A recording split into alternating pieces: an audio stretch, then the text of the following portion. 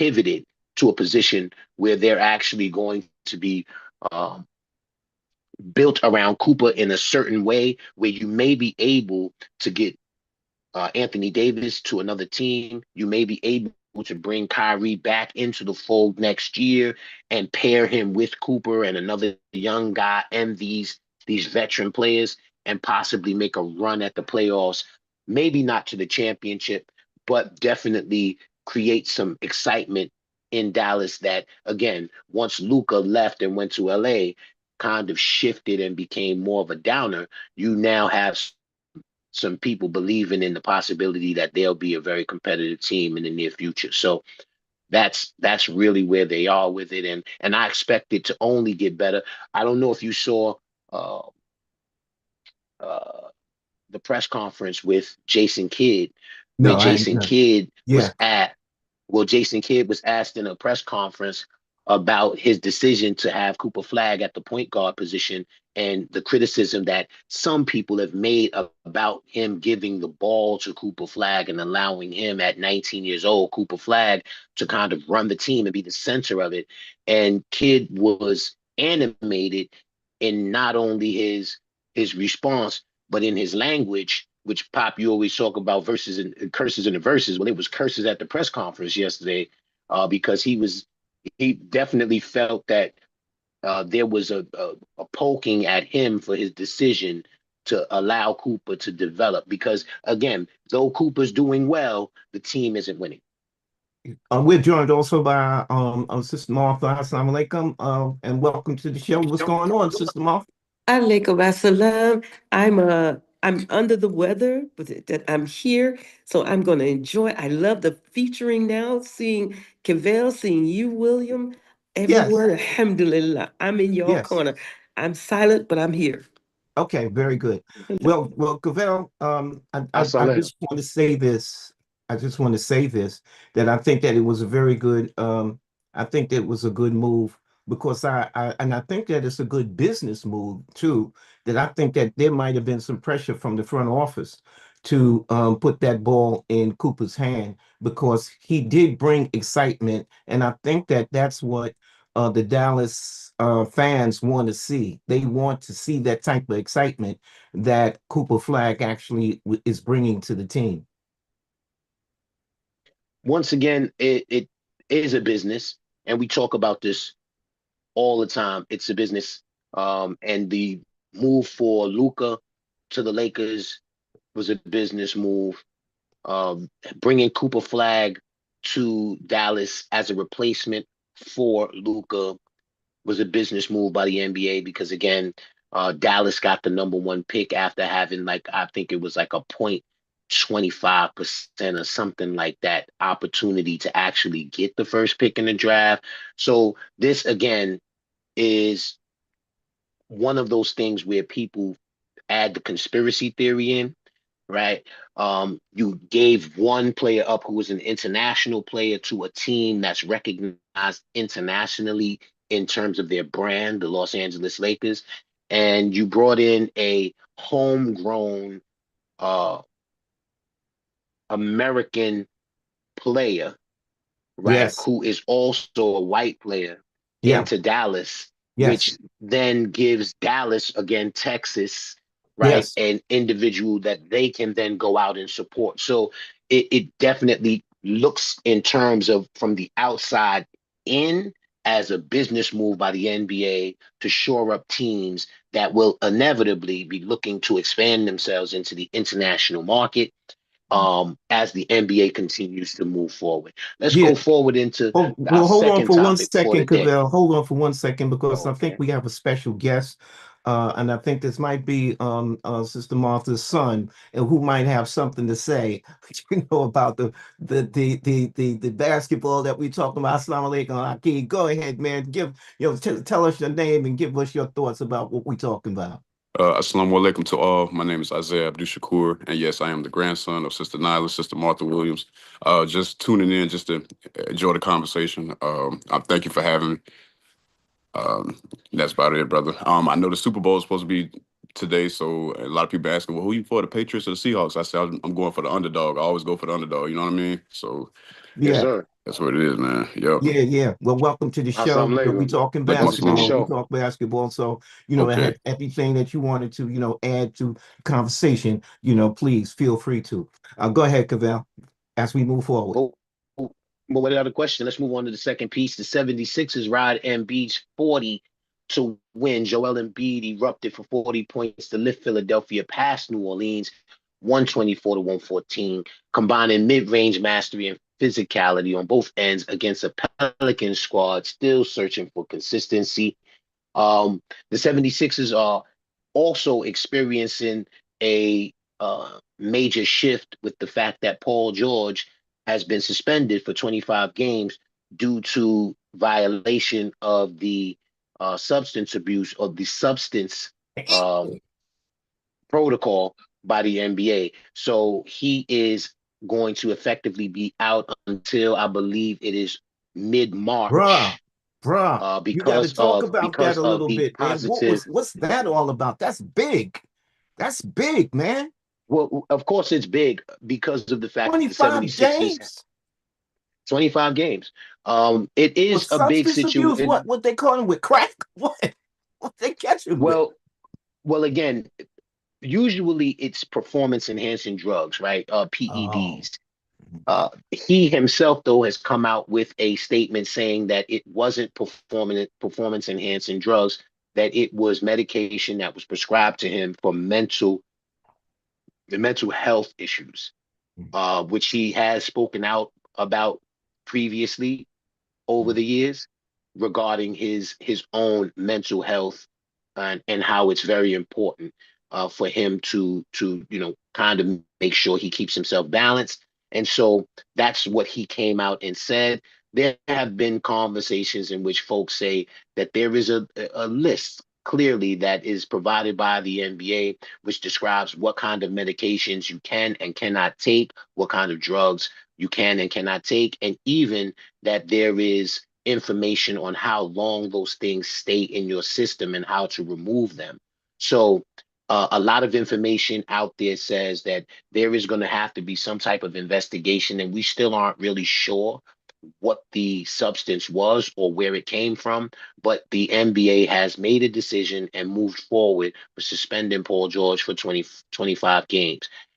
With that being said, the 76ers have had a resurgence even without Paul George on the floor, due to the fact that their number one star at this moment is Tyrese Maxey. Tyrese Maxey's okay. averaging over 30 points right now. Adding Embiid back into it, Embiid, a solid, incredible, historic big man with an incredible skill set, which includes 3-point shooting, scoring at all three levels. We call it 3-point shooting, mid-range game, and in the post, as well as being a defensive presence, really adds to the fact that Maxey and Embiid alone as the two major superstars, along with them having some really solid young players and players who fit in, like a young man named Edwards, who came from Kentucky, another young man named Jared McCain, who came out of Duke. These guys are really fitting into the system. And another guy, I can't forget to mention, VJ Edgecombe from out of Barbados, who went to Baylor, who Mm. was a rookie, who is a rookie right now, but is contributing on a high level. Really have the Philadelphia fans excited about the possibilities that they can do a lot. So even though Paul George would have been really important piece, a piece that could have helped them move forward, they're not lacking the optimism that they can do some big things in the East with the team that they have on the floor until again Paul George returns in mid-March. Yeah. Brother Shakur, your thoughts? Um, yeah, I'll tell you what, I never knew it was such, you see these guys and you see them play every day. You don't, the last thing you think is that they're going through a mental health crisis, or they're going through anything like that. You see the fame and the superstardom. So, those things like that, not the first thing that comes to your mind. But when you hear these things, it kind of gives you a whole nother idea of what's going on. And it lets you know you have to look past the like I said, the fame and the fortune. You got to look past it. And we all are human beings. It kind of reminds us, so it keeps us in that realm of existence to let us know that there's a higher source, and that is Allah. and we can't just depend on physical things. You know what I mean? So that's pretty Yeah. much what I get out of it. We can't depend on materialistic things, because that's not the end all. You know, of course, we can't take any of those things with us. But no matter what, how much of a name you made for yourself or how much money you may have, it's you have to report back to the Most High, no matter what. So my prayers goes out to that brother, and I'm sure he's not the only one who's going through mental Right. health issues. You know, there's a lot of players going through it, but not Right. speaking on it because they feel like the world's not listening to them, because the world, like I said, the world's just looking at their skills or what they can offer to the table. You know, so it's a terrible feeling when you feel like you're not being heard. You know what I mean? That'll make anybody crash out. You know what I mean? Yeah. So yeah, that's kind of my take on it, man. Yo, Yeah. Appreciate it. yeah, Yes, man. sir. And the thing is that that's an interesting point that, you would think that with all the success that Paul George has had, that, mental health would not be an issue. I mean, because I don't think he could have gotten where he's at without being able to face some of that mental pressure. But I mean, I Exactly. guess the whole idea of living every day, that other complications can come up. And, Definitely. those kinds of things can come down on you, man. Right. You know, I One feel of like it's harder that. to establish, not to cut you off, I feel like it's harder to establish soul connections when you're kind of up, have a high status like that. You know, that's now I see the difference between, like they say, the rich and the poor, because at least when you quote unquote poor, the connections are real. You know what I mean? You're more in tune with your soul. But if you're making these connections that are not really fulfilling, you know what I mean? I guess that's more of an empty feeling than ever. You know what I mean? Like I said, that's something money can't even begin to Mm-hmm. fix or heal. You know what I mean? Hmm. But Yes, sir. changes the subject a little bit. Cavell, there was something that happened in that game that really surprised me, and that was Embiid when he did the drop step. Did you see that drop step that he did, man? That I guess he got it from Elijah Wan. He Kareem, what was his name? Yeah, Elijah one. Yeah, Yeah, Hakeem. I Keep mean, Elijah man, one. I Yeah. really he executed that drop step, man, so efficiently, man. When I saw it, I was like, whoa, he Yeah, had that thing down pat, man. He really hooked that up. well, definitely. two things I want to mention. I want to come back. Tell me your name again, brother. I don't want to Shakur, make a brother mistake on that. Shakur. Oh, no problem. Shakur. Yes, Shakur. No, yeah. no. You know what I'm saying? I wanted to continue on what you were talking about. I think um knowing Paul George's history as a basketball player is important Mhm. when making the determination of how it is that he may have had to come to the point of dealing with mental health, right? Right. Um, Paul George came into prominence in Indiana with the Indiana Pacers, playing Mhm. against the Miami Heat when LeBron went down to Miami. And so, obviously, you down there, what impact LeBron had when he Right. came down to Miami. Right. So the thing is that Paul George elevated himself in contest playoff games against the Miami Heat. With that being said, he then broke his leg, like literally tore his leg up, man, Right. and was out for a year. And again, thinking about guys who play basketball all their lives and dedicate themselves to the craft, Right. I know that had to be a traumatic situation for him just at the moment where you start to elevate and become recognized for all the work you've put in. You then Right. have this major injury that takes you out for a year, and you don't know whether you're going to be able to come back and be great. To his um to his credit, he was able to come back and be even better Better. than he Right. was in his first iteration in Right. Indiana. So that I think really took him to the next level in confidence. But then over the years, he's become an individual who's had great highs and great lows. Meaning, when he went to the Oklahoma City Thunder, he was in the MVP conversation as a player. Um, but then he started having injuries Mhm. like both of his shoulders had to be operated on Right. during the off season. Recently, he's had leg injuries, and so it's affected who he has become in his later years. People Right. still idolize him, and a lot of young players they say that he's one of their favorites, if not their goat, even over LeBron, right? And so when you talk about his mental fortitude in terms of being able to handle a lot of these things, it has to Right. be rooted in the fact that someone who has spent their entire life playing the game that they love, when it Right. starts to become limited, your ability to actually go out and perform, I can Right. only imagine how it begins to Work on your affect mind. your psyche, and how Yeah. many times you have to position yourself to try to make sure that you go back out and perform at the level you believe you're capable of performing at. With that Yeah. being said, again, sometimes it's coming to an end, Right. and you may have to pivot and Right. find something else that moves your soul in the same Definitely. way, and of course being able to connect to the higher power, the one Right. who is the most merciful, most gracious in Allah.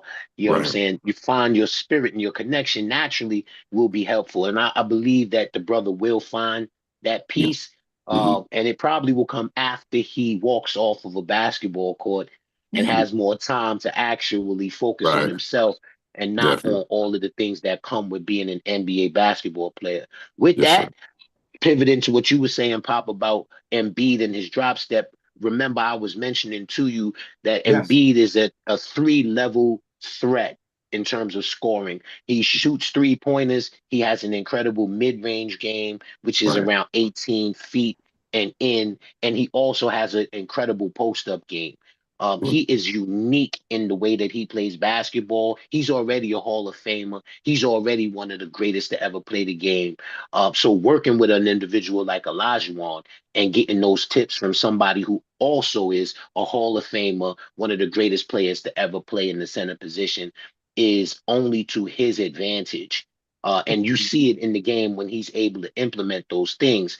I mean, Yes. he's basically unstoppable. With him, he is similar to Paul George in this regard. The injuries have really slowed him down as a basketball player. Yes. Yes. But Yes. but having Tyrese Maxey and the younger players around him that can kind of pick up the load where he is no longer just relied upon to be the number one star on the player, I Right. think has elevated the um, excitement in Philadelphia Right. regarding the ability for the team to kind of move forward and do some damage in the East. With Right. that being said, my good players, let's move on to the Pacers we were just talking about. The Pacers outscored the Hawks in a high octane game. Andrew Mhm. Nemhard had 26 points and 10 assists and keyed a 129-124 Indiana victory over Atlanta, where the pace stayed elevated and both offenses found success. Pop, do you take in any of these games, the Pacers or the Hawks? And same for you, Well, Shakur. well, You ever check the Pacers and the Hawks? I did I did check that game, the Pacers and the Hawks, and I was really impressed by watching it and seeing Nimhard really come through, because you talked about him some time ago, and he's Mm-hmm. elevated his game. Yes, sir. And I mean, like he's been one to watch now. Mm-hmm. I mean, and that's what I see that's coming on, that, some of these young players that's in the league, they're elevating, they're coming up with 25, 30, 40 points, 45 points, man. That, I mean, this is becoming normal for these young players that's coming in. And so, Mm-hmm. like it's I'm starting to recognize, players, these young players that are actually elevating their skill. Brother Shakur? Yes, sir. To add to that, I believe, well, first and foremost, I believe all of us still have that inner child in us, and as a child, you're unstoppable. It's limitless, to whatever you may think you want to do at that time. So I believe as we get older, that inner child is still what kind of push us to, like I Mm-hmm. said, like you say, be our best selves. Until what the other brother was saying, until we get hurt, until an obstacle comes where we may suffer an injury or something like that. You know what I mean? And so now we have to Right. backtrack and kind of slow down and say, okay, and be realistic. That's what I call it. Not be pessimistic, but just be realistic about our body health, because I feel like sometimes our mental and our body can kind of separate, and that Right. becomes an issue in life. So yeah, that's all I want to add. Yeah, and I will say that it to add on to what you said, um, Brother Shakur and Pop as well. When you look at the Pacers, they lost Tyrese Halliburton. Tyrese Halliburton last year was lost to an Achilles injury. I mean, devastating injury that stopped them In the in playoffs. well, in not only in the playoffs, but in the conference finals in which they were, in game 7, Yes. I mean, really, it was a downer. This gave them the opportunity, though, as always, when someone goes down, it's next man up, right? And Nemhart and the team that is in Indiana has tried to continue to keep themselves in the conversation, but they aren't actually in position to make the playoffs. They may make the play-in if they get on a roll, but the team has really declined without Halliburton on the floor. And the Hawks similarly just had a situation where they traded away their main star, Trey Young, to the Washington Wizards in return for CJ McCollum, an older player who I know Yeah. from the Trailblazers, who used to play with Damian Lillard, Yeah. who in an in an odd way also had an Achilles tear last year, which sidelined him for the year when he went to the Bucks. So as you said, Brother Shakur, when you start dealing with the realities of physical challenges, Right. you really have to pivot to the next man up. And Atlanta Yeah. also, by making this trade with Trey Young leaves and goes to Washington, has positioned themselves to go younger and depend on their now burgeoning star, Jalen Johnson, who is a triple double threat in terms Mhm. of what he's elevating himself into. And then Right, by bringing in a guy like CJ McCollum, who is more of a veteran, you Right. kind right, of stabilize the team and give right. those young guys somebody to follow, because CJ has been like he's been the president of the Players Association for the NBA. So, professionalism becomes something that you are kind of bringing into the locker room to get Definitely. these young guys prepared to step into roles that are Right, going to be high profile. And again, talking about mental health, right. preparing them for the need to be professional as they Exactly. continue to develop themselves in the league. Definitely. I believe chemistry is another thing. How well can you play with others? How That's well right. can you play with your teammates? If you have something going on, if you feel like you can't adapt necessarily, I believe that can hinder you from success, or hinder you from, like I said, being successful on the court. So I just wanted to add that too. Yes, Yeah. sir. No Yes, doubt sir. about it. We move forward. We talk about the Wolves. The Wolves claim a big win over the Grizzlies. Minnesota's offense clicked for 131-114 win against Memphis, led by, of course, their star, Anthony Edwards, who had 33 points and, of course, was aggressive and attacking. Uh, what are your thoughts on Anthony Edwards in Minnesota and what the young man is actually out there getting done? Well, he gets his, he gets his thing done. I mean, that's just he's been at that level for, a couple of years. He's been there, and he continues to be consistent. He's got some, very good players around him, Mhm. that are also a threat.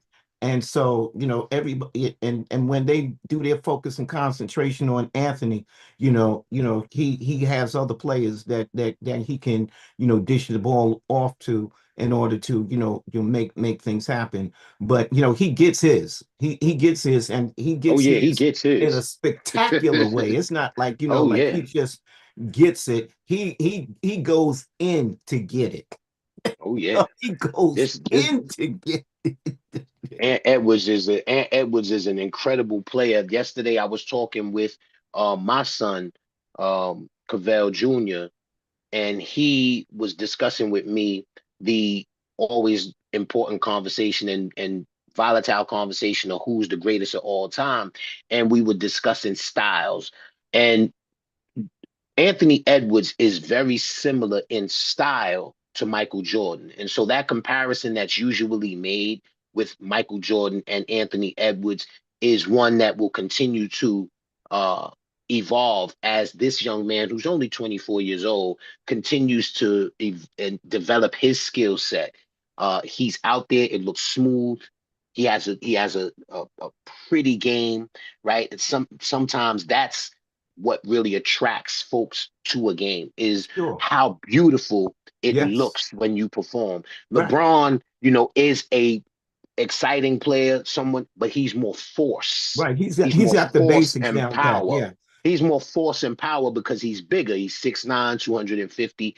But Anthony Edwards at 6'7", about 230 pounds, just looks more attractive to the eye when he performs. And he's only getting better, as shown in some of these victories that he's spearheading out Right. in Minnesota. Smoother executions. Yeah. Yeah, yeah. Yeah. Yeah. And see, that's Yeah. why people watch basketball. I mean, that's the reason why I watch it, because I watch it as a form of art. That's how I watch it. I watch it to see the physical, the artistic physical execution of, the way to get the ball, the dribble, the way that people dribble in order to get the ball down the court, the ability to not only dribble down the court, but to actually, take that 3-point shot from way back and get it in. And then the whole idea of, saying, look, I'm going in and I'm gonna make this. And other players like, oh hell no, you're not making nothing. And the other one say, Hmm. yo, I'm coming in. And then Right. to be able to artistically, physically, transform yourself, man, and go in there and actually get that bucket. I think that that's what a lot of people look for in the basketball. In watching basketball. The other thing that I will say is this here, that basketball is an American sport. Is that correct? It is. Okay, so the African American has elevated the game of basketball to that point, and and Mm. and there is no need for others to be jealous or anything about it, because it has elevated even, the Europeans. And I'm not only talking about, white people in America. I'm talking about all over the world. It's like they have said, look, I like this. I like the challenge, and I'm going to develop my game to that point. And that's what I see in Cooper Flag. That Cooper Flag is that kind of guy that can artistically dribble, that can artistically go in and, make his points. No doubt. There is no question. I think that we talked about this, I believe, 2 weeks ago, Yes. that the addition through the NBA recognizing that the brand of basketball that African Americans, that black folk play, and were playing on the playgrounds in the neighborhoods, was a much more exciting game to watch, really elevated their product. And again, coming back to business, there had to be someone who said, listen, in the business of basketball is to attract customers, and customers want to see something attractive. They're drawn to it. And so, again, moving to this day and age where you still have a predominantly African American Black league in the NBA, there is a reason for that. And whenever you can have a player who is a homegrown American white player like Cooper Flag, who has the athleticism, who has the IQ, right, the basketball IQ, and also is able to provide excitement and bring the eyes to a game, that is, of course, going to make the NBA excited and its fans excited. Because again, when you talk about who may be in those seats paying for those tickets on a regular basis, and not just the regular tickets, but paying for those skyboxes, paying for those courtside seats, paying for those season tickets, it may be more European folk, white folks, especially in a place like Texas. You're going to have excitement from the NBA and the owners of that particular team, and it just makes sense. It just makes sense. And so again, if you can marry the two things, a homegrown American white player on a team in a place where there is going to be a lot of excitement from um, your fans around, spending the money to come out and see that young man, and he's got to produce. It's not Yeah. just Yeah. right, Yeah. like those No things, doubt. but he's got to go on the court and produce against these players who are dominating in the league. You then see how that can make business make sense. With Well, that let being me said, ask we're you. going Let me ask you something because there's something that I see. I just wanted to make mention that it's Okay, 11:48. We got to move on a little bit. I'll get back to that question real quick. Let's just okay, mention this real fast and then I'll okay. come back to you. All I right. just want to say that what's happening too, there are two things. Number one, the NBA All-Star break is coming up, and so the All-Stars are being mentioned at this point. The All-Star voting has gone in. The starting fives are being developed, of course, because it's a popularity contest. And so hopefully we'll be able to talk a little bit more about that next week. Excuse me, the starters for the All-Star break, which will give everybody an opportunity, as we've been talking about, to rest their minds for mental health reasons, to rest their bodies for physical reasons, and also to showcase for the business of the NBA some of the great players who are in the league in an event that usually has a wonderful outcome. And I'm sure this year will be just like the year has kind of panned out already with the games being great. We're expecting to see something similar in the All-Star game that's going to come up. I believe it's February 15th or 16th. I'll check and make sure I'll bring that information to you next week. But then also the trade deadline is about to come up, where the February 5th date is the last day that players can be traded to other teams in the NBA. And so this right now, this last few days, today being February 1st, these last 4 or 5 days are going to be pivotal in seeing what teams decide to do in terms of helping to shore up their teams with new players or taking sending other players other places in order to create the chemistry Brother Shakur was talking about, to make a final run towards the playoffs after the All-Star break. So, Pop, just wanted to mention that. Let's come back Yeah, to your but question. let me ask Brother Shakur. Are you in Atlanta or are you in Florida? Currently, I'm in Atlanta. This is about what, second or third day I've been here so far. Oh, okay, but you are you with the Florida teams or the Atlanta teams? Well, You better say Florida. that's a good, yeah. I'm not a bandwagon rider. Of course I'm gonna pay homage to home, but I got to give it, just for example, like the Atlanta Hawks. I mean, I know it's talent when I see it. You know what I mean? So, of course, like I said, I'm paying homage to home, but Atlanta's definitely definitely on my list. You know what I mean? So Yes, sir.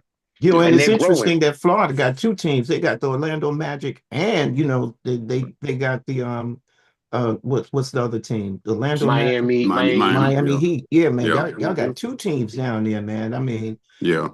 I I mean, you mean, got to give it to D. You got to give it to D Wade and LeBron James, especially back in those early days, man. I mean, yeah, right, they made yeah, history, yeah. definitely.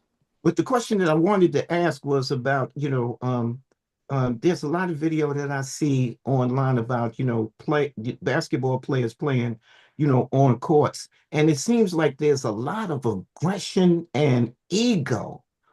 Is that something that's normal in basketball?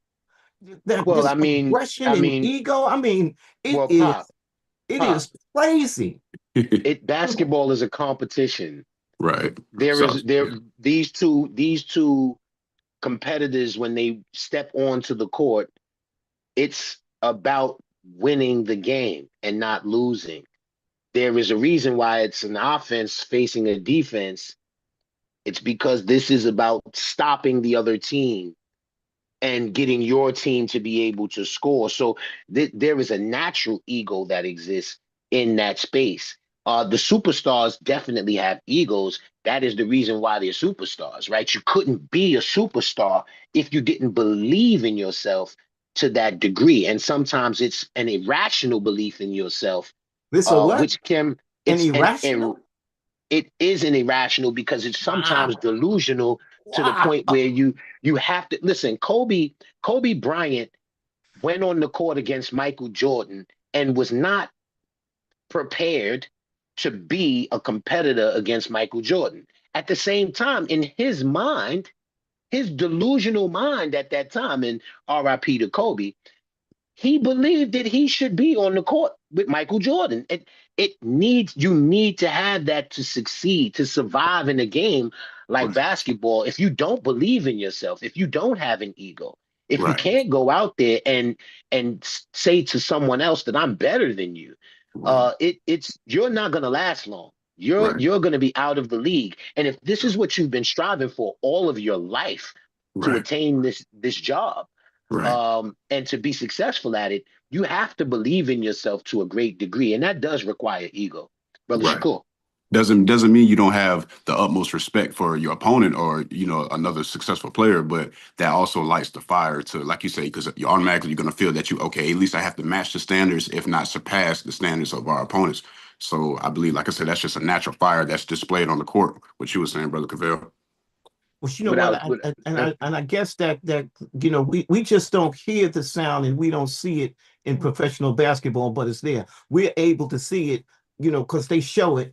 The ego and the competitiveness and the great physical that these guys are playing on the basketball court. When I was coming up, I was playing basketball.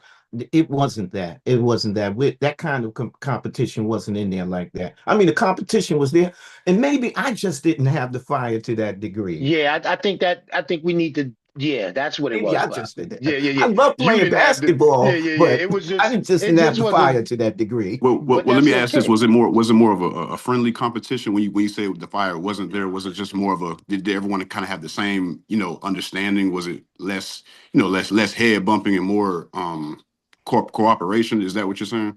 Well, I can't speak for other people, Okay, because okay. they were all, I was always the low man on. I was always the low He was man, the guy that he but was the I was guy that was always, picked but listen here, last. I was always the first person at practice, always.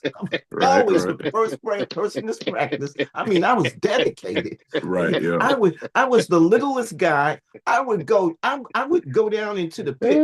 Cavell, the pit. We have Yeah. a place. I couldn't. I would go down into the pit and wouldn't be able to get back up. They had to give me a boost. The only time I was able to get on the court, I had to call winners. You Nobody had to picked call me. next. I had to call Right. winners.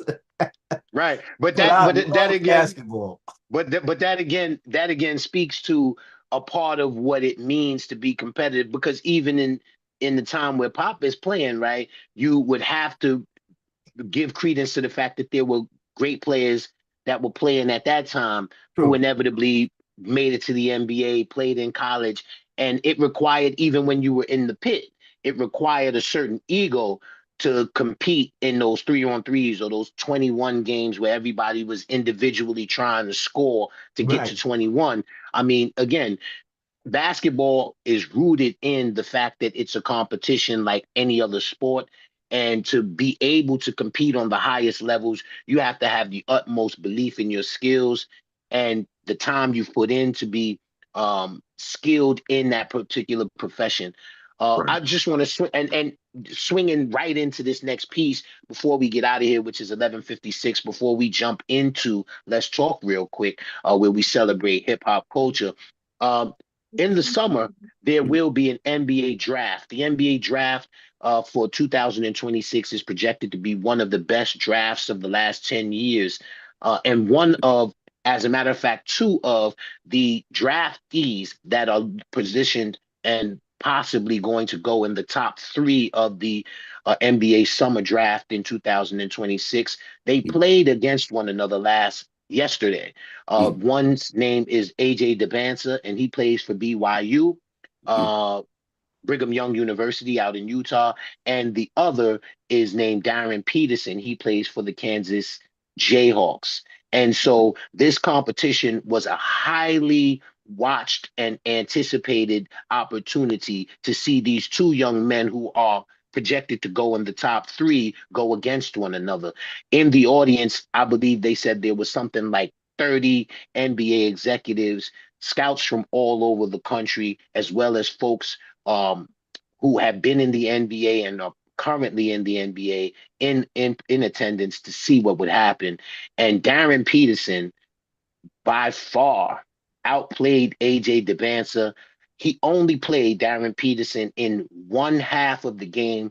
The next half, he was having cramps, so he didn't even play. mm. Kansas came out on top, but Darren Peterson, with AJ DeBanza guarding him, scored 18 points, and I believe it was 10 minutes in the first half of the game, showing that he wants to be the #1 pick in the NBA draft. So talking about ego, talking about preparing yourself for the moment to display what you have done and prepared for all your life. This young man in our poster or nah, where we always celebrate a great dunk in a game, went down the middle against two of the BYU players and caught an incredible dunk on both players, in which he slammed the ball and then spun around on the rim, Ooh, holding on to it while the other yeah, players fell on the. I mean, it was yeah, amazing to yeah. see what he was capable of doing Right. against what would possibly be the #2 or #3 player in the NBA draft coming up this summer. Sound like a new Vince Carter on the rise, don't it? That would put me in the mind of.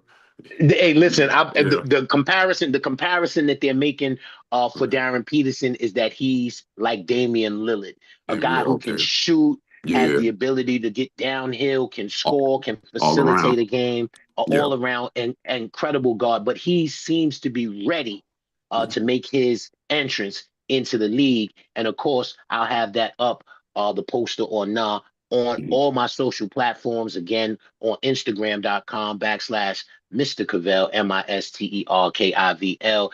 And of course, on YouTube, you can find it as well, youtube.com / Mr. Misterkivel. It's always dope to go check out the poster Nas. There are a bunch of them, and they're always exciting. They always get a lot of views. People love the dunk. The dunk is Yeah. one of the most exciting plays in basketball by far. Definitely. Yes. Yeah. Just like you Yeah. mentioned Vince Carter, there's a reason Yeah. why Vince Carter is Yeah. pops into people's minds, because when you talk about dunking, this Yeah. transcends. Sometimes it transcends the game completely. Completely. Right. Yeah, absolutely. Yes, sir. Hmm. And so Well, here with we that, go with the transition. And we're yes, going sir. to go into real, let's talk, and we into hip hop quick hitters. Here we go.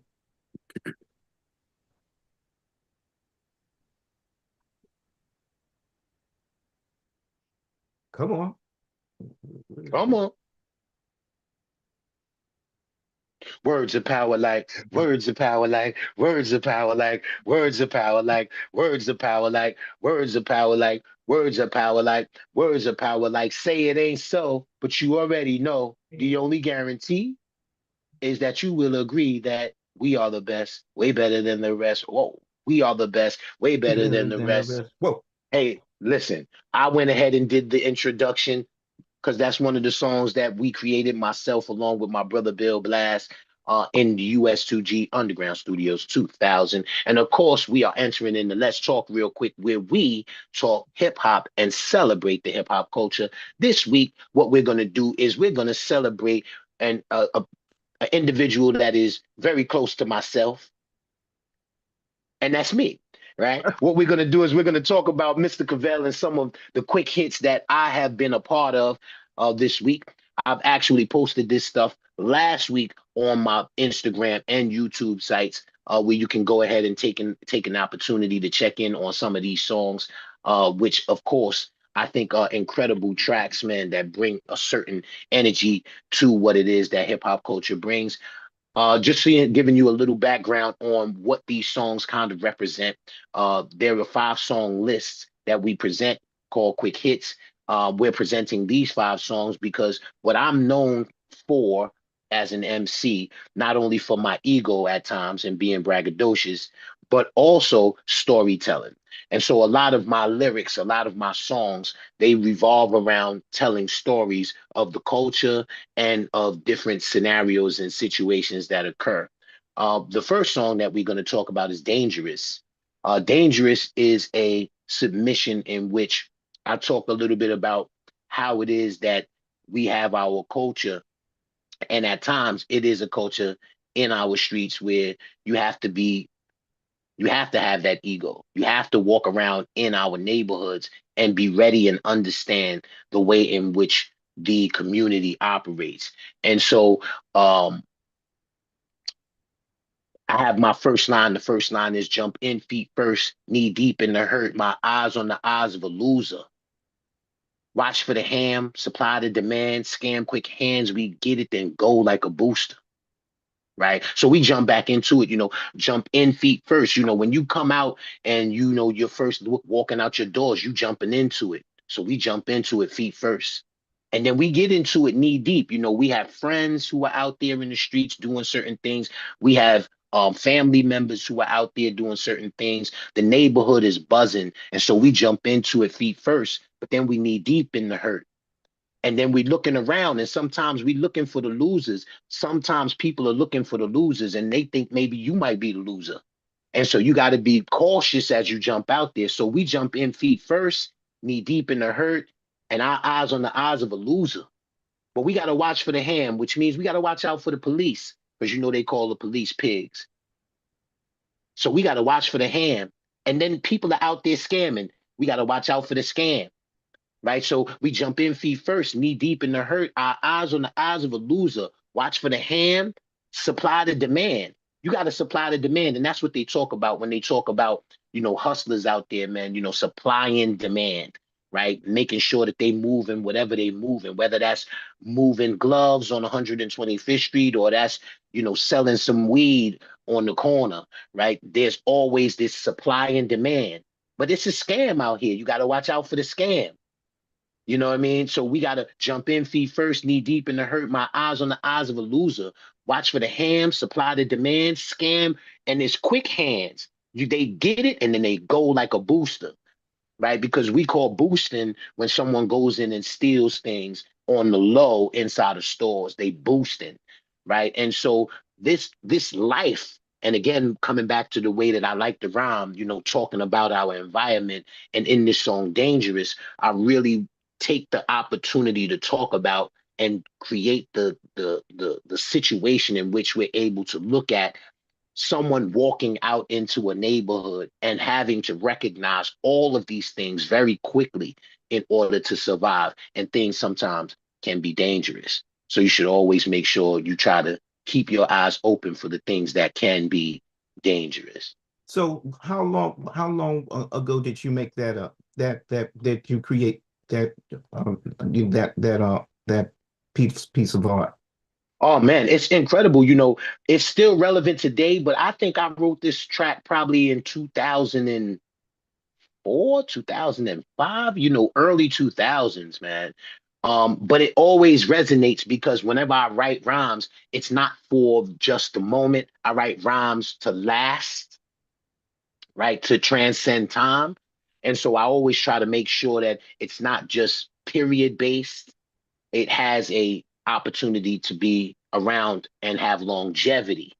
So when I say it, as I've said this to multiple people over the years, as a matter of fact, I was just with some young brothers who MC about 2 weeks ago, and I said that rhyme to them, and they were just in awe because once again, I think that they recognize how it connects to them in their environment as they have to watch out for things that can be dangerous.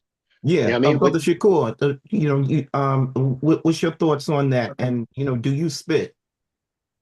Yes, yes, and I feel like that's enlightening for especially for us young brothers because we look up to guys, we look up to the older ones who done it, older pioneers.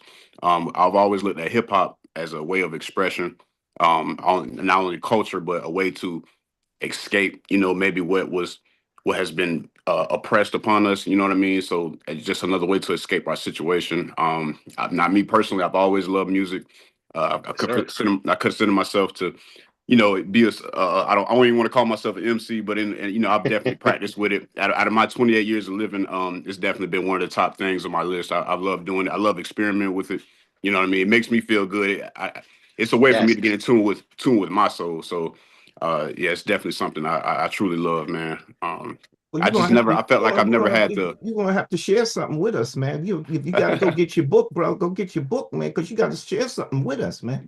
Okay, that's not a problem. Shoot, well, the book up here, I guess. You know what I'm saying, for right now. Okay, So. Yes, sir. You want to hear it now, Vel, or you want to hear it later? Let's hear it now, man. Let's hear it now. Go ahead. Just Well, give us a little something, something. Give us something, man. Before you go, I want to make mention of something that you said, and it goes back to the mental health piece, right? Mm. That when I began writing, it wasn't to be braggadocious. It wasn't to talk about how great I was as an MC. It was to talk about things that were going on in my head. And that was important in maintaining my mental health. So when I talk about, jump in feet first, knee deep, and hurt my eyes on the eye, that's me talking about how I have to go out into the world and be cautious of the danger, right? And so it's my ability, it's me using that as a mental health tool. So just wanted to mention that, before you go ahead and drop something. Okay. Well, I tell you what, y'all, I'm meeting right now. Y'all give me a couple minutes. We could just go get a little further in discussion. Then I'll get something. That way, there's no, you know what I mean, no hiccups or anything like that. I just wanted to flow out. If that's okay. Oh, no. Excellent. We move on to the next track, man, which is the theme song for our actual digital platform, the Quick Hitters digital experience. It's called Our Turn. And in this song, what I do is I basically discuss how it's our turn and introduce myself as Kivel, aka Vel Jeter from Harlem. You talk about a team, best believe we beyond them, right? And I basically start off by saying in a braggadocious way, Vel Jeter, you see a leader, so serious about mine. I'm off the meter, see a believer, and see how a star shine. Paul grind, star grind, get ready for tactics. It's wartime. They cross lines. Right. Wait. It's wartime. We cross lines. Fighters have clashes. No, Titans have clashes, right? So again, Vel Jeter, you see a leader, so serious about mine. Off the meter, be a believer, see how a star shine. Paul grind, spar time, get ready for clashes. It's wartime. They cross lines. Titans have clashes. So that's also another part of the building from being outside. When I go outside, I have to let you know that I'm not a loser. Don't come over here with that, right? Because you need to recognize that I'm a star, I'm a shine on you. If you cross that line, I need you to know that Titans have clashes, right? We're gonna clash if you step over this line, because I'm a Titan, just like you a Titan out here in these streets and out here in this world, period. But of course, I look for my spirit to be the thing that guides me. So of course I shine because it's about the light that I bring into a space. Usually, which means the darkness that others want to try to bring to the table regarding me, usually fades right away when they step into my space, because it's apparent, that I'm bringing light. I'm not trying to bring darkness. You know what I'm saying? So I love this song Our Turn, because it's an opportunity to let people know who I am in the space that I exist in, not just as an individual walking out into a space that is being dominated by other things, but that I'm bringing something to the table, and it's our turn when I walk out into the sunshine. Yeah, here we go. I'm trying to you with us today, aka talking about our team. It's our turn. Yes, sir. Yes, sir. Brother Shakur, you know what I'm saying? I see you. I see you ready. I was gonna say, yeah. If it's cool, can I play something? If y'all can hear, if it comes through, if you're able to hear it, can I play something? Well, we'll be able to hear it. Yeah, we'll be able to hear it. Okay, give me 1 second. Here we go. Excuse me. You hear that? No, we don't hear it. You don't hear it? Uh-oh. You got it on Hear it now? Hold on. No. Wow. Okay. Give me 1 second. Give me 1 second. I don't know why it's not coming through. Let's see. Okay, well, no big deal. Young nigga from the Yeah, you hear now? Okay. he did hear that. Trying to promote the wild west to me, my shit on flat slap. Be my audience and slap. There's a few curse words, but it just got me trapped. So in my business. It's not okay. Okay. AM360 is live. Okay.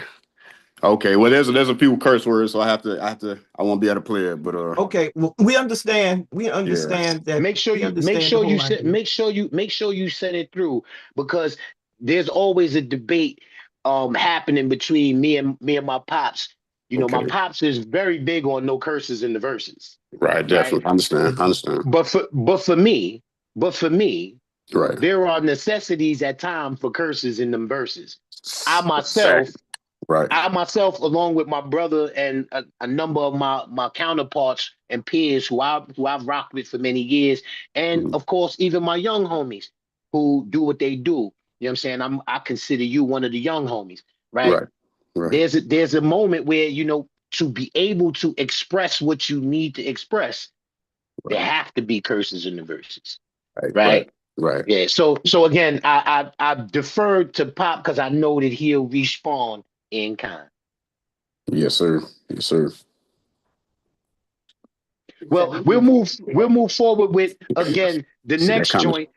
the next joint that you know what I'm saying. I have on the list, which is called "You're Big." Mhm. The reason why I did this track called "You're Big," man, is because I believe that there's always this idea that an MC or someone who wants to be an artist has to think about being big, Right. right? And so everything must be big, big screens, big dreams, big asses, big classes, big trouble, big bubble, big payoff, big layoff, big home, big chrome, big things, big kings. Look, you're big, right? And everything has to be big. You got to have the biggest car, the biggest chain, the biggest bank account. Everything has to be big. And so in this, I talk about that. You know what I'm saying? And it's really important to make and establish that the art form that you are involved in is something that you love, right? Again, coming back to what we're saying about it's personal, it's mental health. It's not always about getting something from somebody. It's about wanting to express yourself. And if people like it, they like it. If people don't like it, you know, that's not my problem. You know what I'm Right. saying? But the idea of people jumping into this art form has turned into it being about who's the biggest and who has the most. And in this track, I try to always describe the fact that, it's not really about that for me. But I am aware. I'm not uh, naive. I understand that is the reason why many, many people jump into it. Pop? Yeah. Just on the thing about curses in the verses, um, it's just that when I came up and, as an artist, we didn't put curses in the verses. And when hip hop first started, it didn't start off with curses in the verses. And curses are actually adjectives. That's what they are. Those are adjectives that are added on to a word in order to give it more of an inflection, to give it more power. The curse is added to, the word that it's attached to. It gives it a stronger appeal. It's understood, and it's understood why people even use it today, because again, it's a competitive idea. It's the competitive idea that helps to bring out, the force of what a person is trying to say with that. And with sometimes the way that people use it in a way that uh, to be, threatening, as a threat, because they want other people to hear them or to be afraid of them, or to be fearful to some degree. But to be able to, make up to make lyrics without the curses in it, just makes it more impactful and more meaningful when you do it. But it's understood that that's just the way that, like, people express themselves today. So it's understandable, as far as it's concerned. I know your grandmother's in the back, no cursing, but that's okay. It's okay because we are on American Muslim 360, and no curse, so no curses in the verses. Yeah. Go ahead, Kabel. Or Shakur. Yeah, Shakur, go ahead. Oh, I didn't have anything to say. I was just agreeing with what you were saying. Yeah, okay. Yeah, Mr. Kabel? I once again, man, I believe that this list is again a list of songs, man, that I just wanted to put out there because once again I go out and I perform. Um, these things will be available for consumption shortly. I also have a joint called I Got It, and I Got It is really an ode to the fact that uh, once we are in this capitalist culture and we have something that we own, ideas, and ideas are our property that we want to share in the capitalist benefit of our own artwork, right? So this is called I Got It. And the song I Got It was produced by one of my close friends. His name is P Funk. P Funk, one of the best producers, man, that I've ever been around, man, makes incredible music. My father can attest. No doubt. To the fact that I That's mean, right. incredible. Can play the piano. Can his drum patterns incredible. Sampling off the charts, man. But in this song, I Got It. I basically talk about you see a need, you feel a need. Get in, get it quick, then breeze. To win, you got to be in it up to your knees. You find a market, you corner the market, put the word out, get ready for profit. What you need, I got it. Right. And so basically, I'm establishing that, hey, listen, I see where the need is at. I want to fill that need by putting myself in that space. And in doing that, I would love to see the benefit of that. And I need to get out here again with the ego braggadociously telling you, like, listen, I got it. You know what Right. I'm saying? And Yes. so in it, I say, it's important. I give a hot 16 or a mean group of 10 songs. My flows you can download off of Amazon. I'm on YouTube, DSPs, the .coms. I'll be back in the same place when the cops gone. See the laptops, bring your iPhones, the one to keep your eyes on. That's why I charge. Keep a scanner on the Android, swipe cards. Listen to your man, boy. Nothing like see a need, feel a need, get in, get it quick, then breeze. To win, you gotta be in it up to your knees. Find a market, corner a market, put the word out, get ready for profit. What you need, I got it. So again, establishing with folks that the storyteller is here. Mr. Cavell is here. And if you want to talk, if you got somebody else you like and you want to support them, cool. You know what I mean? You love Jay-Z, you love NBA Youngboy, you love uh Playboy Cardi, you love Lil Wayne, whatever you love, that's on you. I know you support them, but I also got it. Yeah, I mean, and so if you want to come over here and support this, you know what I'm saying? It'll be on all the digital streaming platforms. It'll be on YouTube. You can even pull up on me because I got the scanner on the card, the Android. You can swipe your card and we can get it popping. You know what I mean? You can always support me. So that's one of the tracks that I put out there, man, that I always thought was, truly important to let people know that not only do I love my art form, but I also would like to, as others continue to get paid for it, these big companies and the digital streaming platforms and other people who benefit from the art of the individual who cares about it, who has done it for their mental health, has done it because they wanted to share a message, has done it because they really care about the craft and put the time in to put it out there, that they should also receive some benefit from it. And if you need it, I got I it. got it. I got it.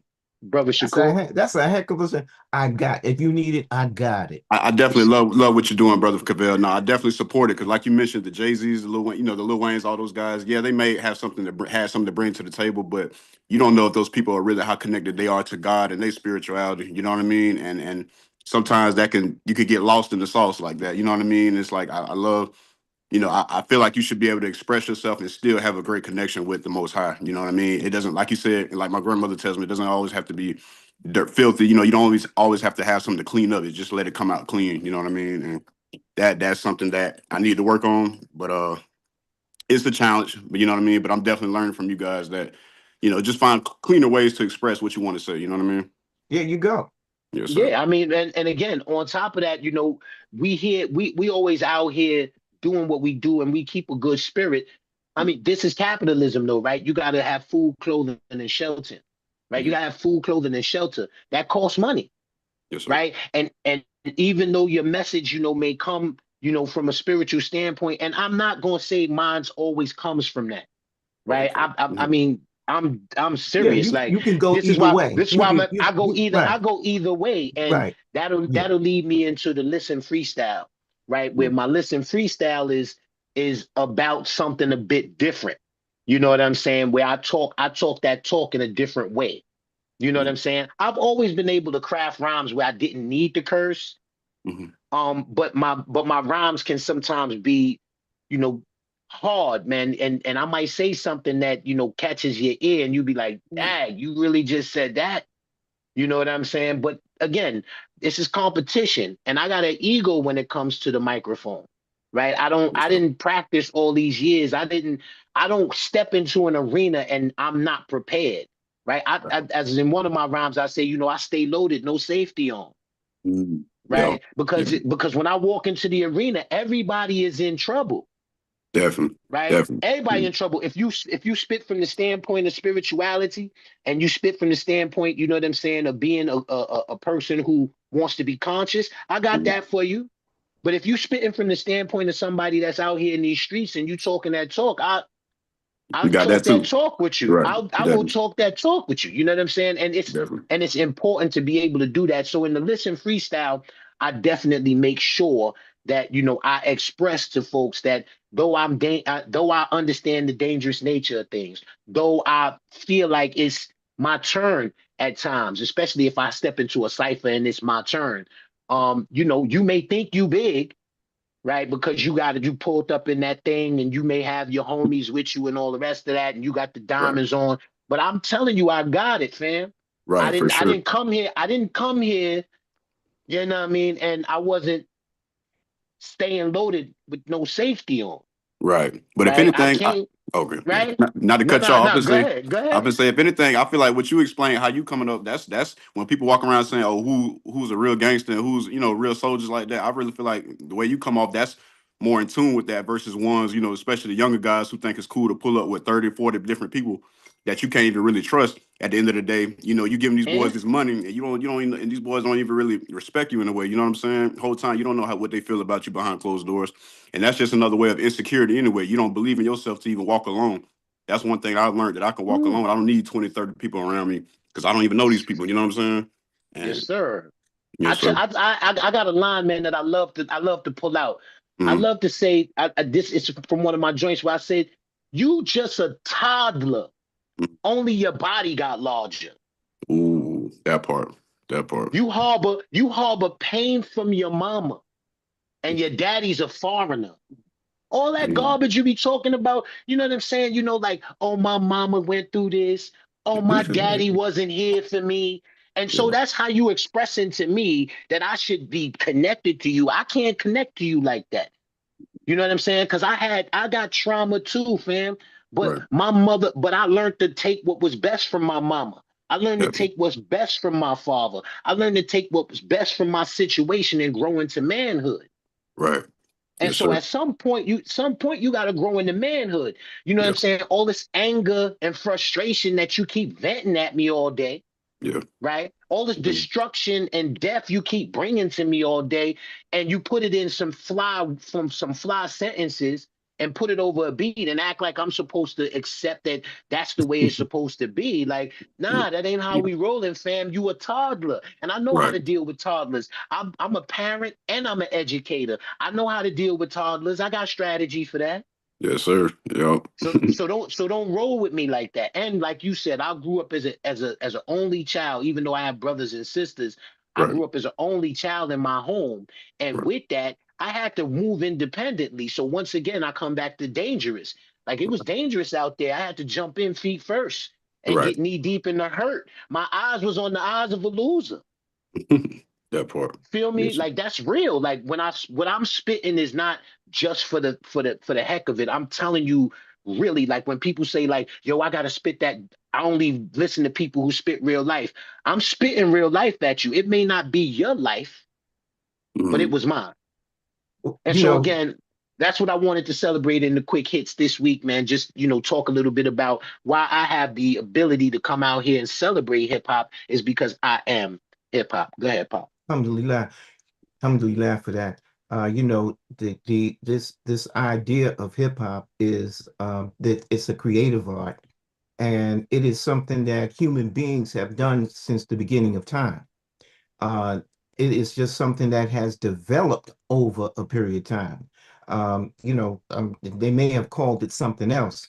They called it poetry. They've called it a wordsmith, and it comes in so many different languages. Don't think that it may have the hip hop, as a has is something that was recognized as for African Americans. But even in the time of Prophet Muhammad, peace be upon him, they were doing poetry and they had lyrical skills, in other words, and their Hmm. lyrical skills were in Arabic.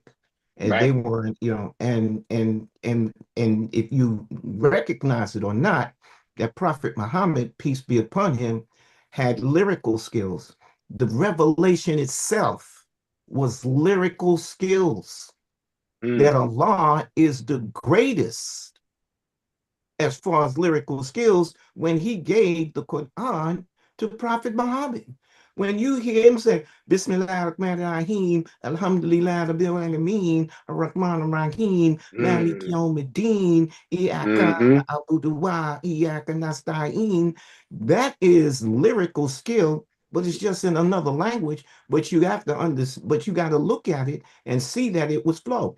Even in the time of Prophet Muhammad, Allah gave Prophet Muhammad a verse that was a battle rap, really, when he Mm. came against his uncle Abu Lahab.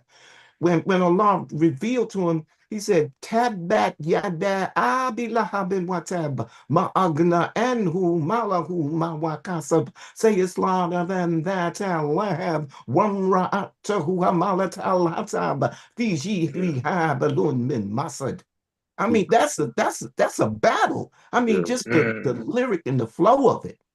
You know, Mm. when Yeah. when he and when Prophet Muhammad said that to the other people and they said it it was hard. That's a hard one. Tabbat yada, I Mm. mean, perish ye the father of flame. Well, I mean the meaning of it is just so powerful, but Mm. it's the lyrical skills. The lyrical skills is something that the human being has been doing, for all of of time that the human being has been on the verse. Lyrical skills. And it's just coming to, and that's why hip hop is the future, because Mm. just like my brother Shakur, he took his time and he wrote down what he was thinking and feeling and put it in lyrical skills. The people are going to, especially young black men, are going to continue to do that. And listen, you got everybody around the world that's doing it. For sure. That's Everybody right. around the world is That's doing it, right. men Brother Sha- and women, Brother Shakur, because let me it's like you ask were you. saying, it's a mental thing. It's a Right. Yes, Right. mental sir. spiritual thing. Let me ask you, do you put pen to paper or do you write in your phone? Well, nowadays the phone, because it's more convenient now. Everybody has their phone on them. So, but not I never shied away from pen and paper. You know what I mean? Yeah. Yeah, Yeah, I definitely. mean, also, now in terms of it, when you record, a lot Mm, of people don't necessarily go into the studio with a mastery of their whole rhyme. They go in and because we can punch in now, you can lay a line, and then stop right. it and say, wait a minute, now punch me in. Yeah. Have you experienced that Um, when you've gone and recorded? I've been to the studio for my first time like 2 years ago, and that's when I experienced punching in, Hmm. which is obviously a lot proven to be a lot easier. You have time to think, adjust, fix.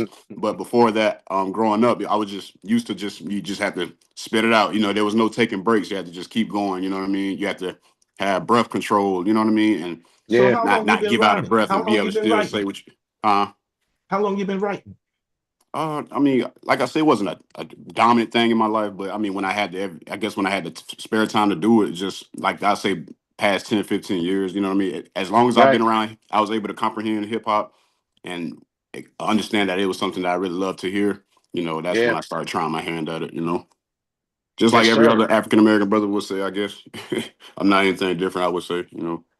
Yeah, I mean, it's the influence of again, it's the culture, but there is something, as Pop was stating, that's just natural in us in terms of wanting to express ourselves. And Right. when you find an outlet that is helpful in that particular thing, I mean, I found that in playing basketball. Yeah. That's why real quick sports exists, because when I played basketball, it was the same thing. I was all about being fluid. I would go outside and play for 7 hours, right? Right. Right. Right.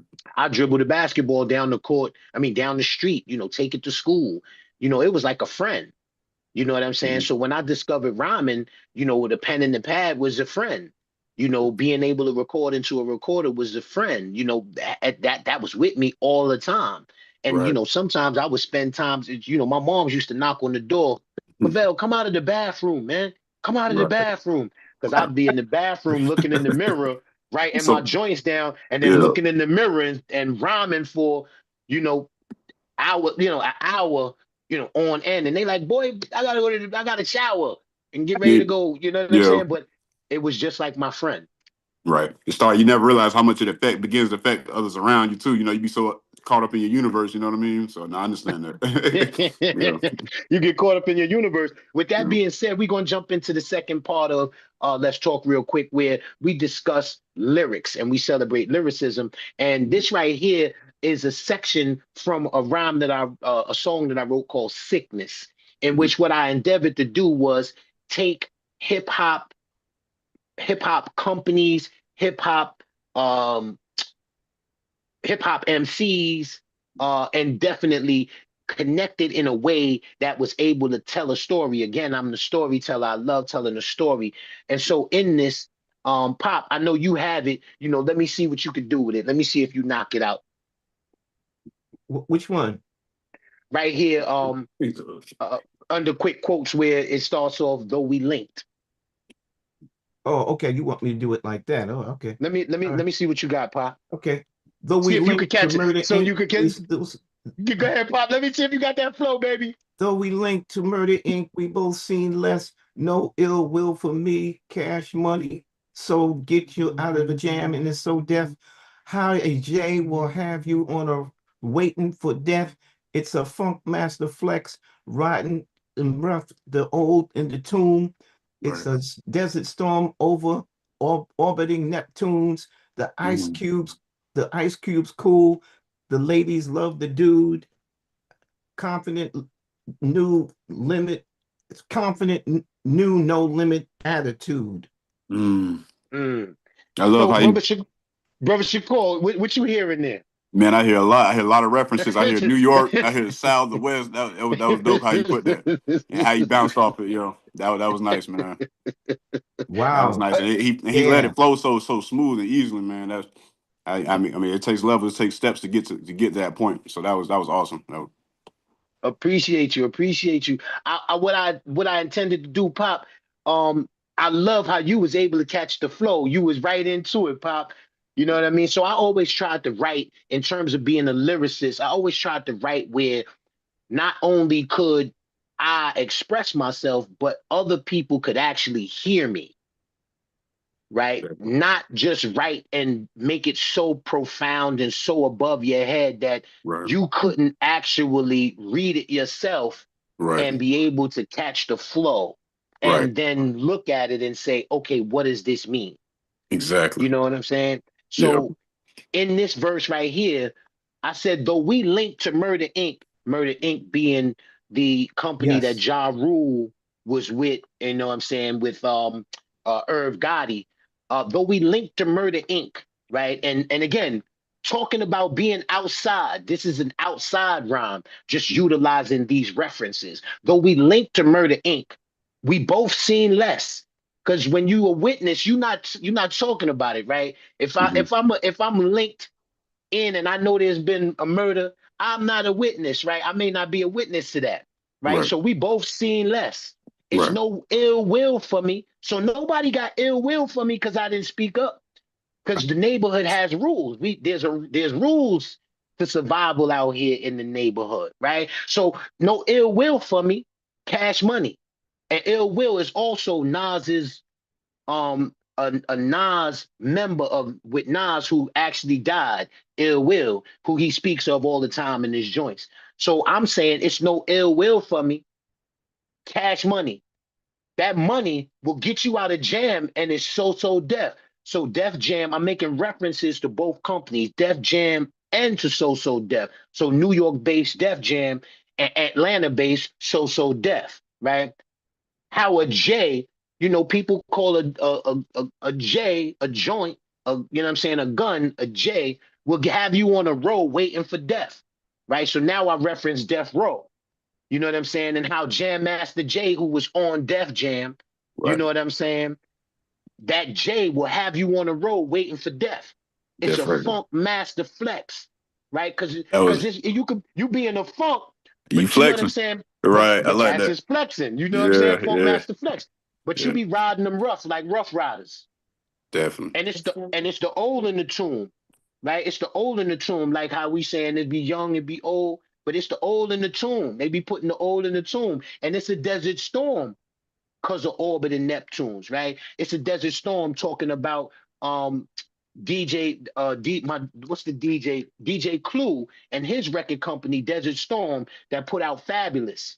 You know what I'm saying? But it be orbiting Neptunes. The reason why there's a desert storm is because the planets be moving. So we representing, and when we hit Neptunes, we talking about Pharrell and his team that was putting together all that incredible music right out of Atlanta and out of the DC area. The Ice Cube's cool, like how Ice Cube do, but we saying, yo, listen, I got that drink and the Ice Cube's cool. You know what I'm saying? And I'm in the club and the ladies love the dude, like LL Cool J. That's what his name stand for. Ladies love Cool J. You know what I'm Right. saying? Right. So the ladies love the dude.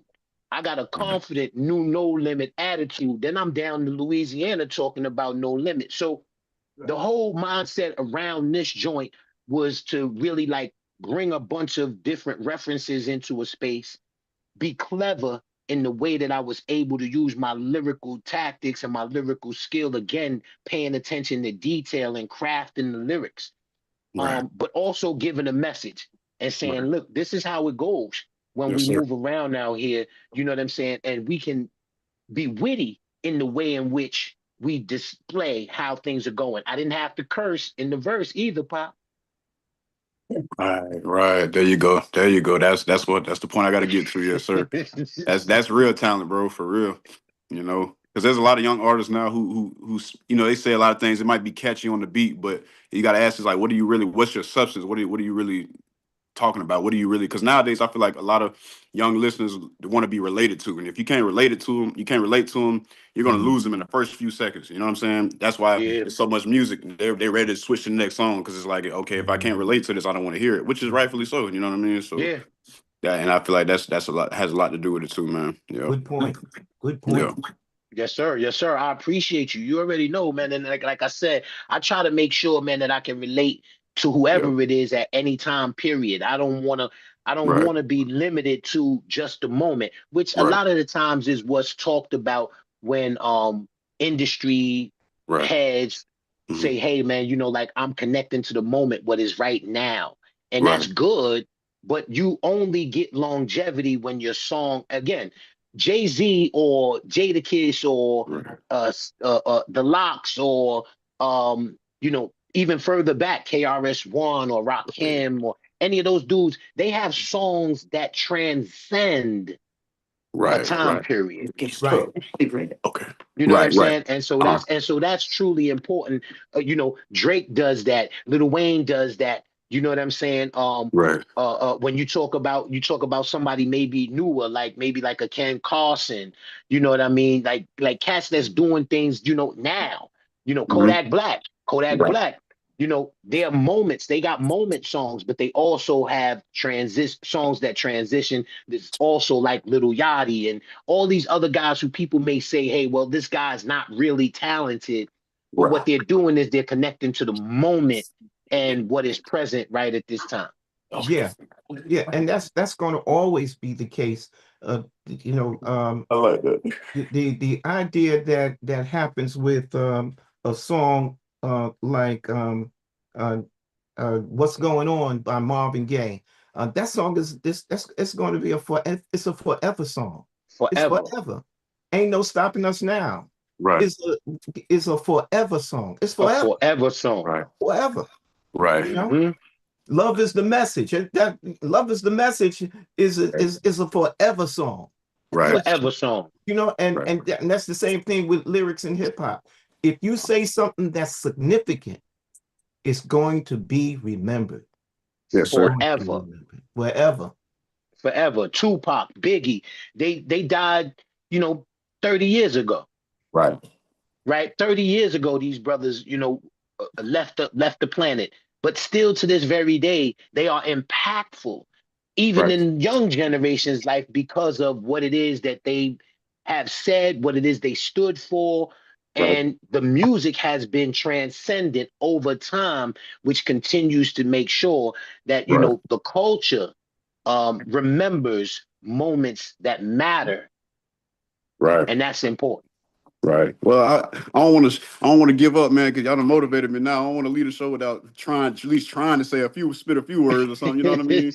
I mean, I can Let's try it out, go. man, because you motivated me. Go Let's see. ahead. All right. Let's see. They say learn to appreciate life before you be left with pictures. No more smoking weed, no more drinking liquor. Lord knows I give anything to fix a relationship with my sister. Stand away from the losers and stand away from tricksters. When you say Isaiah, you refer to me as Mister. Uh, Mm, I learned nowadays life is getting shorter, guns are getting bigger. Mm, mm. Uh, mm. and that's it for now. But that's something to start with. You know what I mean? Yo, come on. Yo, Significant, listen. Let me significant. tell you, I already can hear mastery. See that to me is clear. I can the first few bars. That's Yeah, like you being at a basketball court and you watching the dude on the other end of the court shoot around. right, You know he can play or he can't play just right. by that first few seconds of watching them. You feel me? Yeah, So definitely. what you just said right there, and I know Yeah, you're trying to keep it PG because of right. where we at. You know what I Yeah. mean? But I definitely need, Yes, ma'am. yeah, I definitely need to hear some more of your pieces. Okay. However, you know what I'm saying? I want to definitely connect. My email is there. I'm sure you could Okay. get it from, you know what I'm saying? You can get it from Sister Martha, right? So your grandmom's, she could give you Yeah. that and send me something. Send me Okay. something so I I could I send I me I tell something you so I what. could listen. I tell you what. If you don't mind, run it by me. Run your email by me one more time. I'm in my notes right now. I can type it in right now. What is The All it? right, quick hit experience.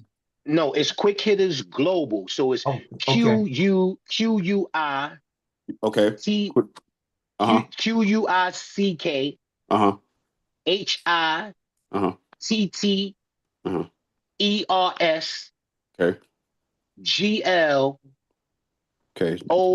GLOBAL. Quick Hitters Global Gotcha. at Okay. gmail.com. Okay. Got it, brother.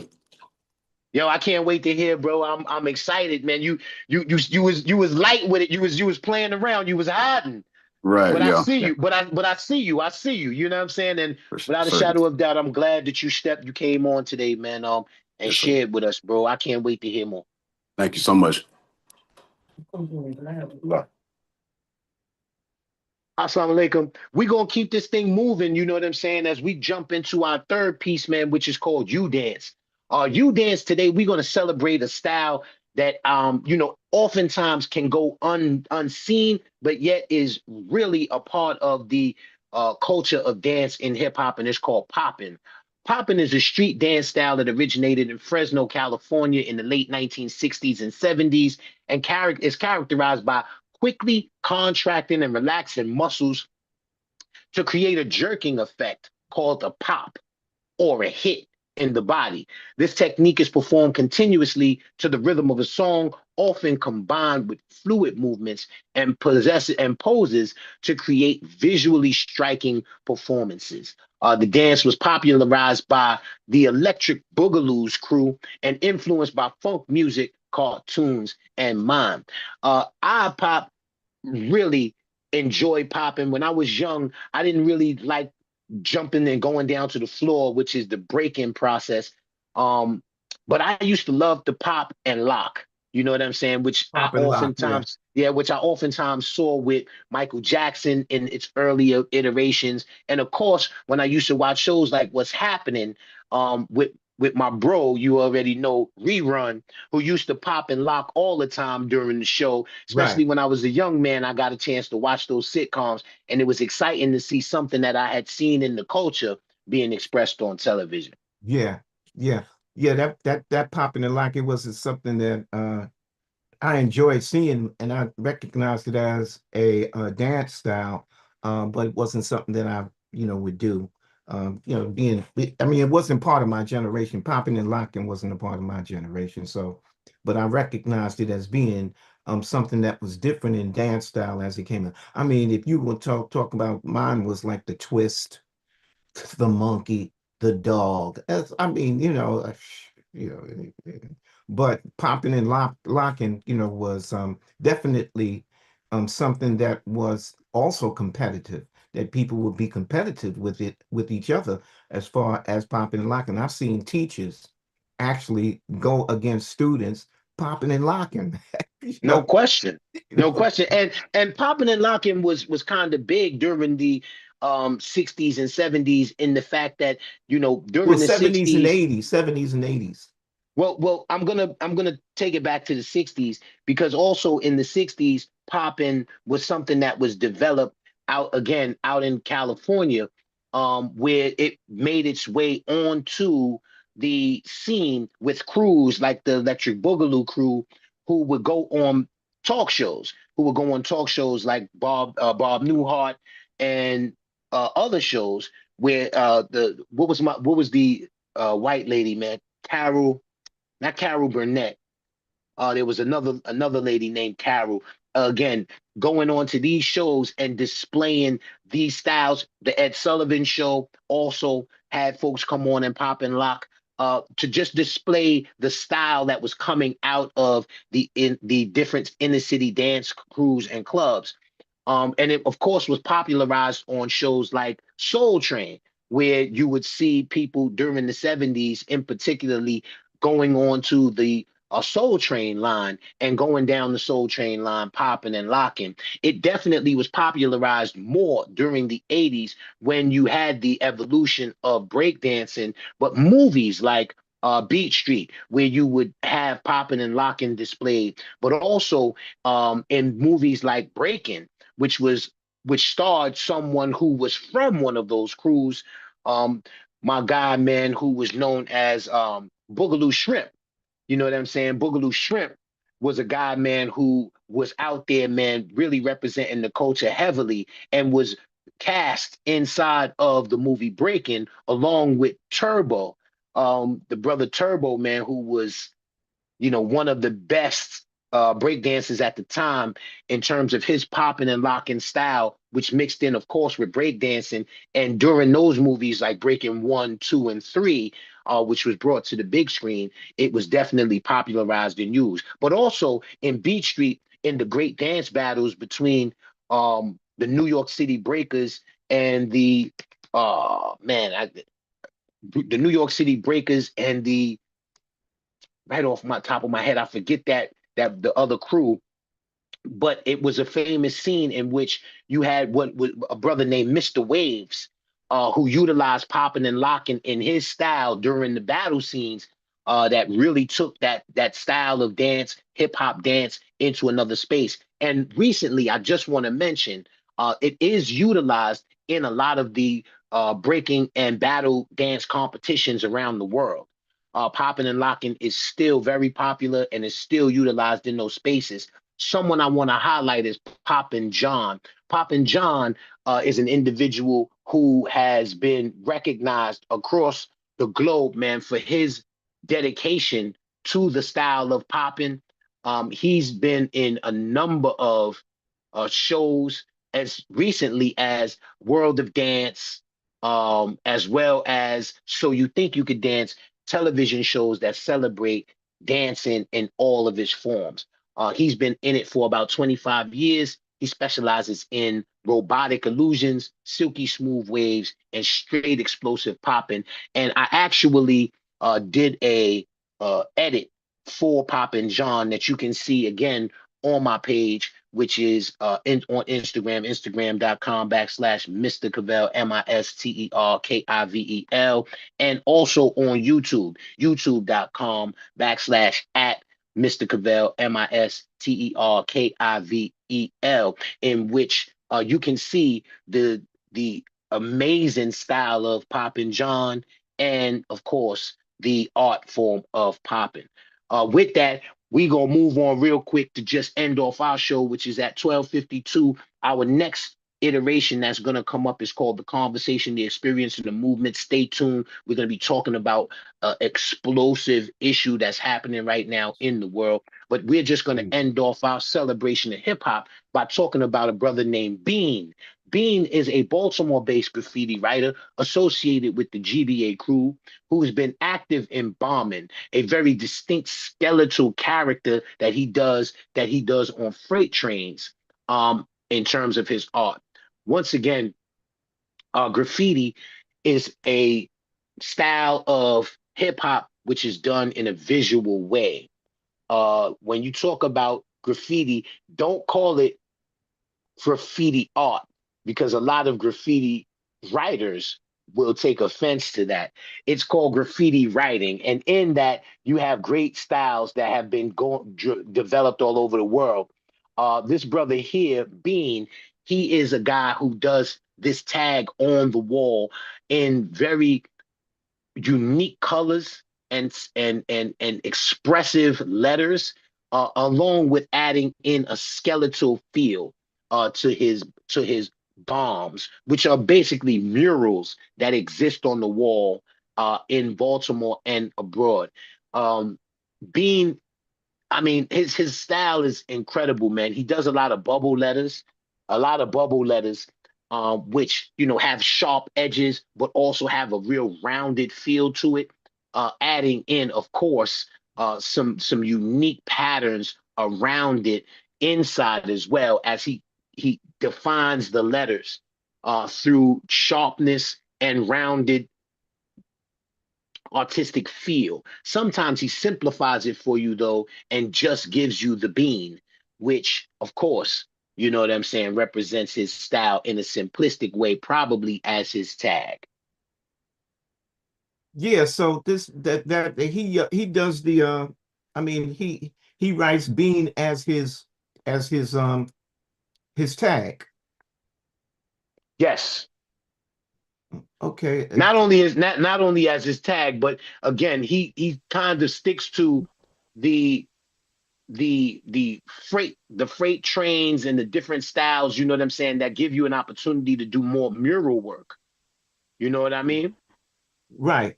So here's one Yeah. on this is one that I found that's on this freight train. Yes, Uh, sir. I'm trying to, bring it up. Um, Oh, I see. We see it. oh, We you see see it. It it. looks. Oh yeah, man. It looks great.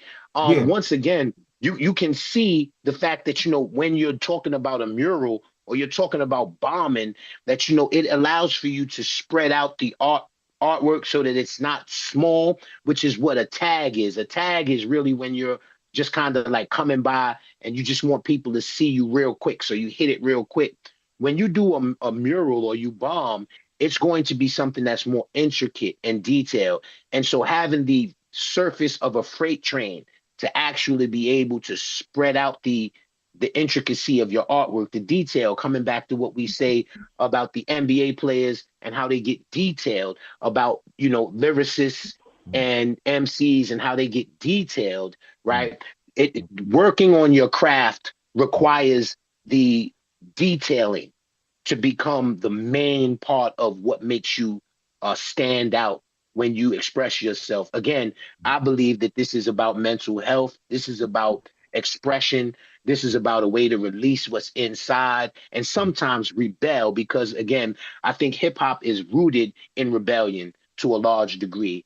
And because of that, being able to express your art, especially on something so broad and big as a freight train, especially, I mean, comparing it to New York art, especially in the beginning when graffiti writers would go out and bomb trains, whole train cars, really had to speak to um, wanting to be recognized for your art, but also needing to put your art out there.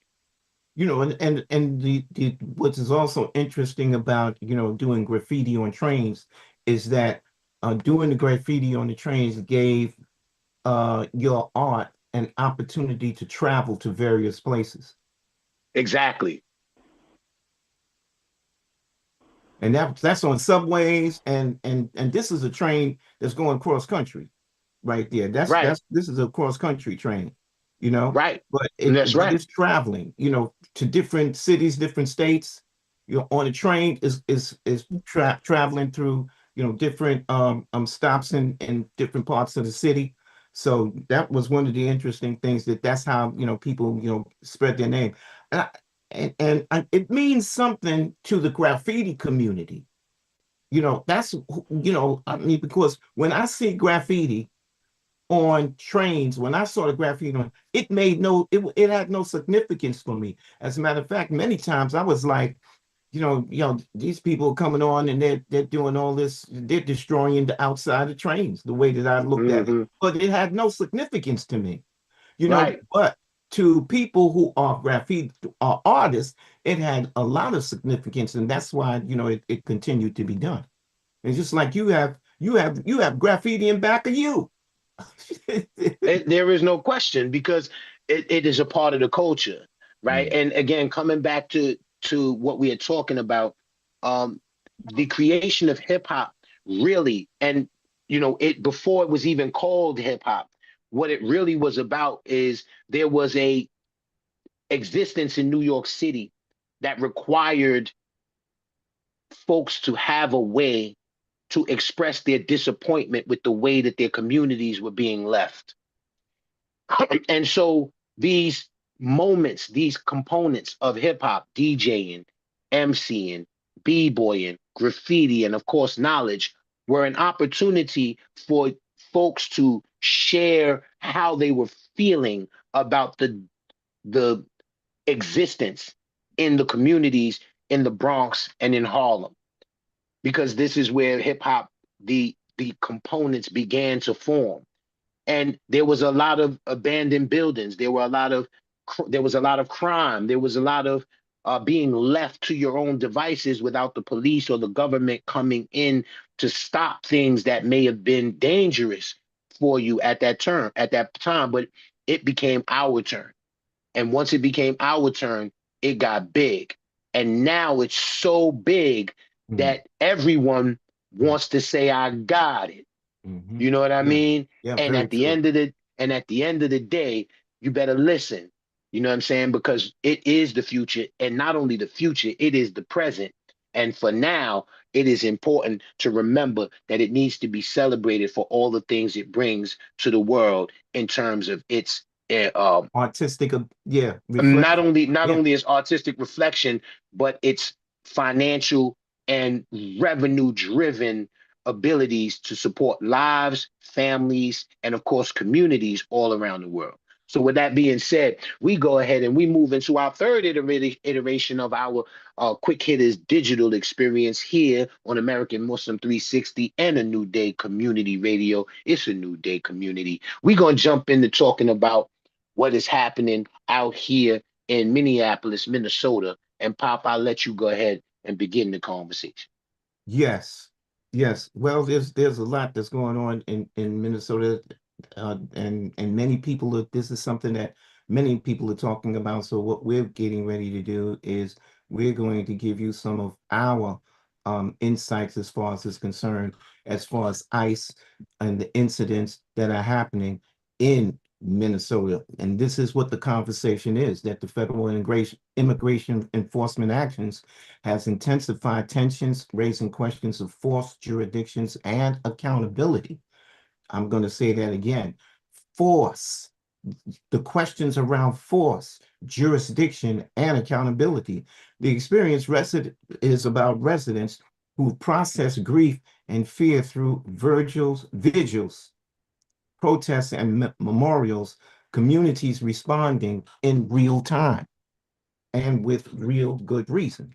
The movement is sustained advocacy, now focuses on transparency, accountability, and protecting impacted communities. And so the final reflection correct question will be, when enforcement meets the community, who gets protected and who gets hurt?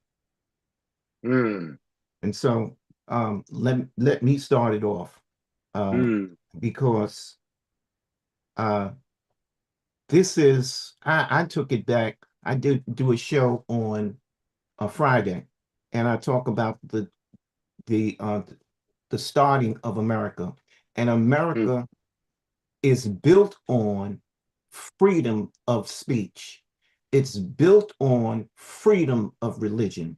People came from Europe and came here to America because they wanted to have the freedom to worship the way they wanted to worship. They didn't want to follow the religious ideas of the King of England. The King of England was like, look, don't bring that Catholicism here. We don't want it, we don't want that here.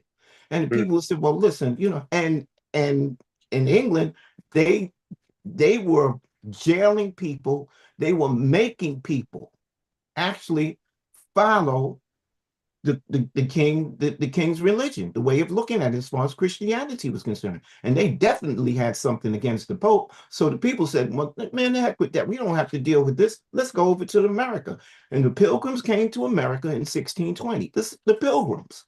mm, That was a religious group that came to America. They didn't only come for religious, but they saw opportunity to just go ahead and have their own land and start a new life.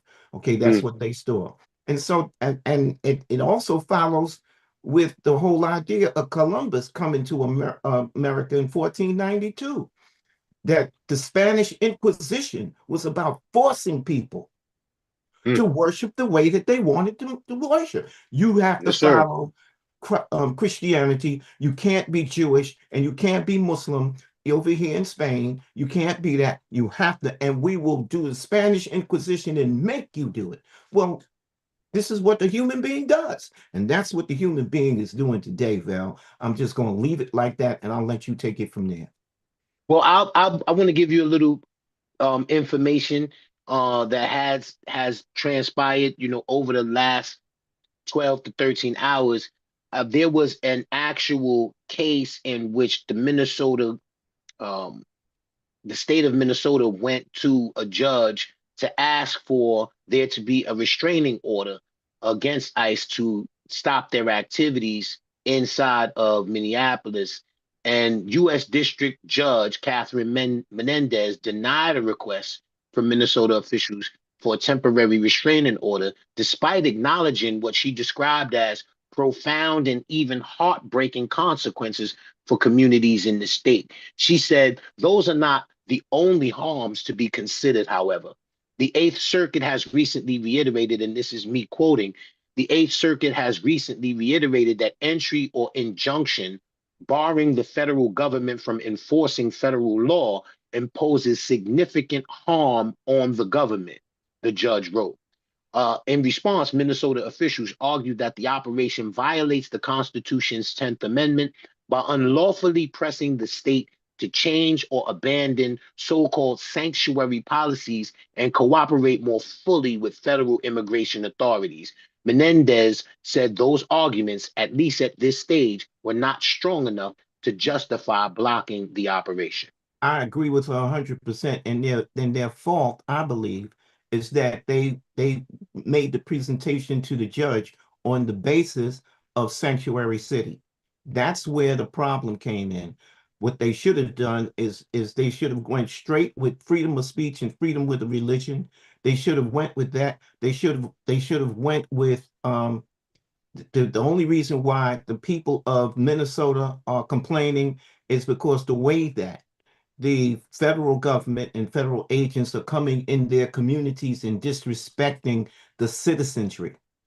Hmm. That's what it is. And all of these problems that are happening, it has nothing to do with the capture of immigrants. It has to do with them being disrespectful to the American citizens that are in the community. That's what it has to do with. When you talk about the shooting of two people, those are not illegal immigrants that are being shot.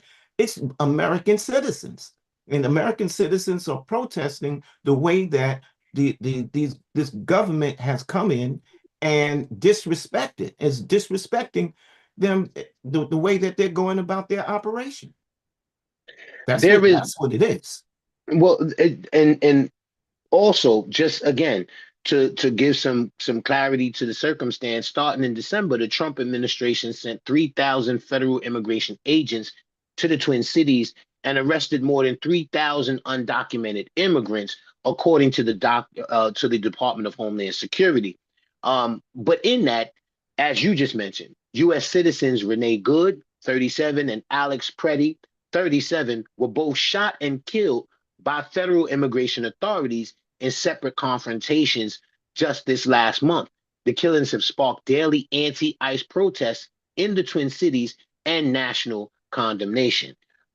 It also is, at this point, in watching how Donald Trump has responded to it himself as well as the Republican Party, it has become clear that this particular issue that Donald Trump used as his main issue in his campaign, the idea that there were immigrants who were flooding into America and causing it to be unsafe. And thus, there was a need to close the border and to remove these folks who he categorized as murderers, rapists, child molesters, drug dealers, that they needed to be removed from this country for safety reasons. And folks went out in droves and voted for Donald Trump, not singularly for that particular topic or issue, but in a large majority for that particular issue,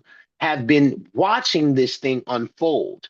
And as it has unfolded, it isn't solely about the immigrants who he declared were these particular type of individuals, these dangerous individuals who posed a security risk to Americans in American cities, but it has divulged and devolved into a situation where you have two, and I want to say this to be clear, two white American citizens, not citizens of color in America or immigrants who do not belong here from other places being shot and killed, but two white American citizens, one, a lesbian, same sex married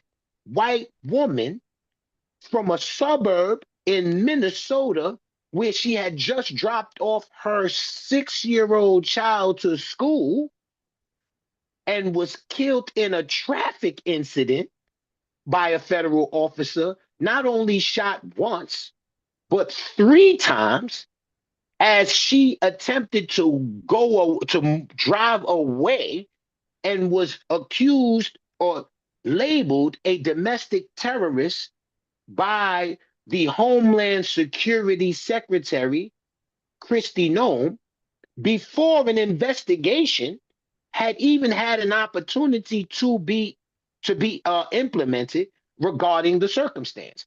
And also Alex Preddy, who was shot and killed in the street by federal agents because they said he was armed. Again, Homeland Security stepped into before an investigation had been done, stepped into a press conference and said that this man was armed and was attempting to commit mass shootings of federal agents before there was an investigation. When we see the video, he had his firearm on him in a state that allows its citizenry to carry concealed weaponry on them. He had a His weapon permit. was concealed. It was concealed. It was concealed, but he had a permit to carry a concealed Right. weapon.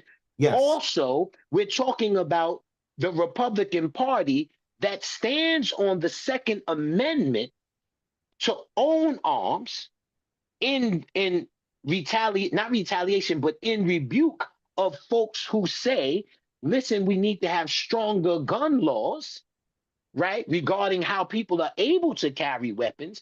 But in Minnesota, this individual, Alex Preddy, was in his right, his Second Amendment right to carry a firearm concealed into any place that he chose. In the video, it is clearly seen that he was disarmed by a federal agent prior to being shot by the agent. And not only was he shot once, but he was shot 10 times as he lay on the floor. Yes, and that was good. And that's what the problem is. The problem of in addition, because when you talk about the idea of devolved, it's devolving because they are not following the Constitution. They're just being lawless. They're just doing whatever they want to do. And then what even makes it worse, yeah, they have given the impression that the reason why they're taking the actions that they're taking is because they want to get illegal immigrants out of the country. And the fact of the matter is that they have a quota that they have to reach. So when they talk about, 3,000 arrests, there are American citizens that are included in that arrest. Just because you go ahead and they're saying, well, we arrested, this amount of people, but there are many people that they are letting go, as far as that's concerned. The other part is that the unfortunate part is that Mhm. the unfortunate part is that we are catching our own government, this federal government, in lies. Mm. They're lying, and you can see it. And it's actually, as you have said, they haven't completed an investigation. They're calling people terrorists that we know that was just plain American citizens that was out doing whatever it is that they did, and that they were being too assertive and they were being too aggressive toward them. And when they got caught doing it to these American citizens who happen to be white, they lied about it. And Let so, me ask you. and No, go ahead, continue. I'm sorry. yeah, and it's not like the lie was coming. I might expect the lie to come from the person that actually did the shooting, but it's Mm. coming from the leadership. It's coming from the leadership of these people who are supposed to be what, attorney generals and FBI directors, and I mean these are people with presidents, Homeland Security homeless. Department, These are right, leaders.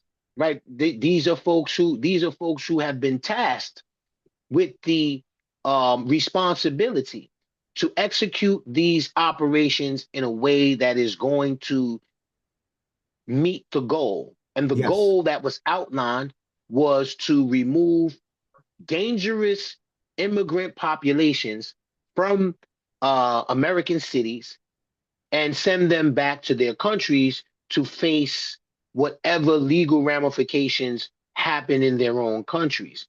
We were not told that it was going to be in the case of Minnesota.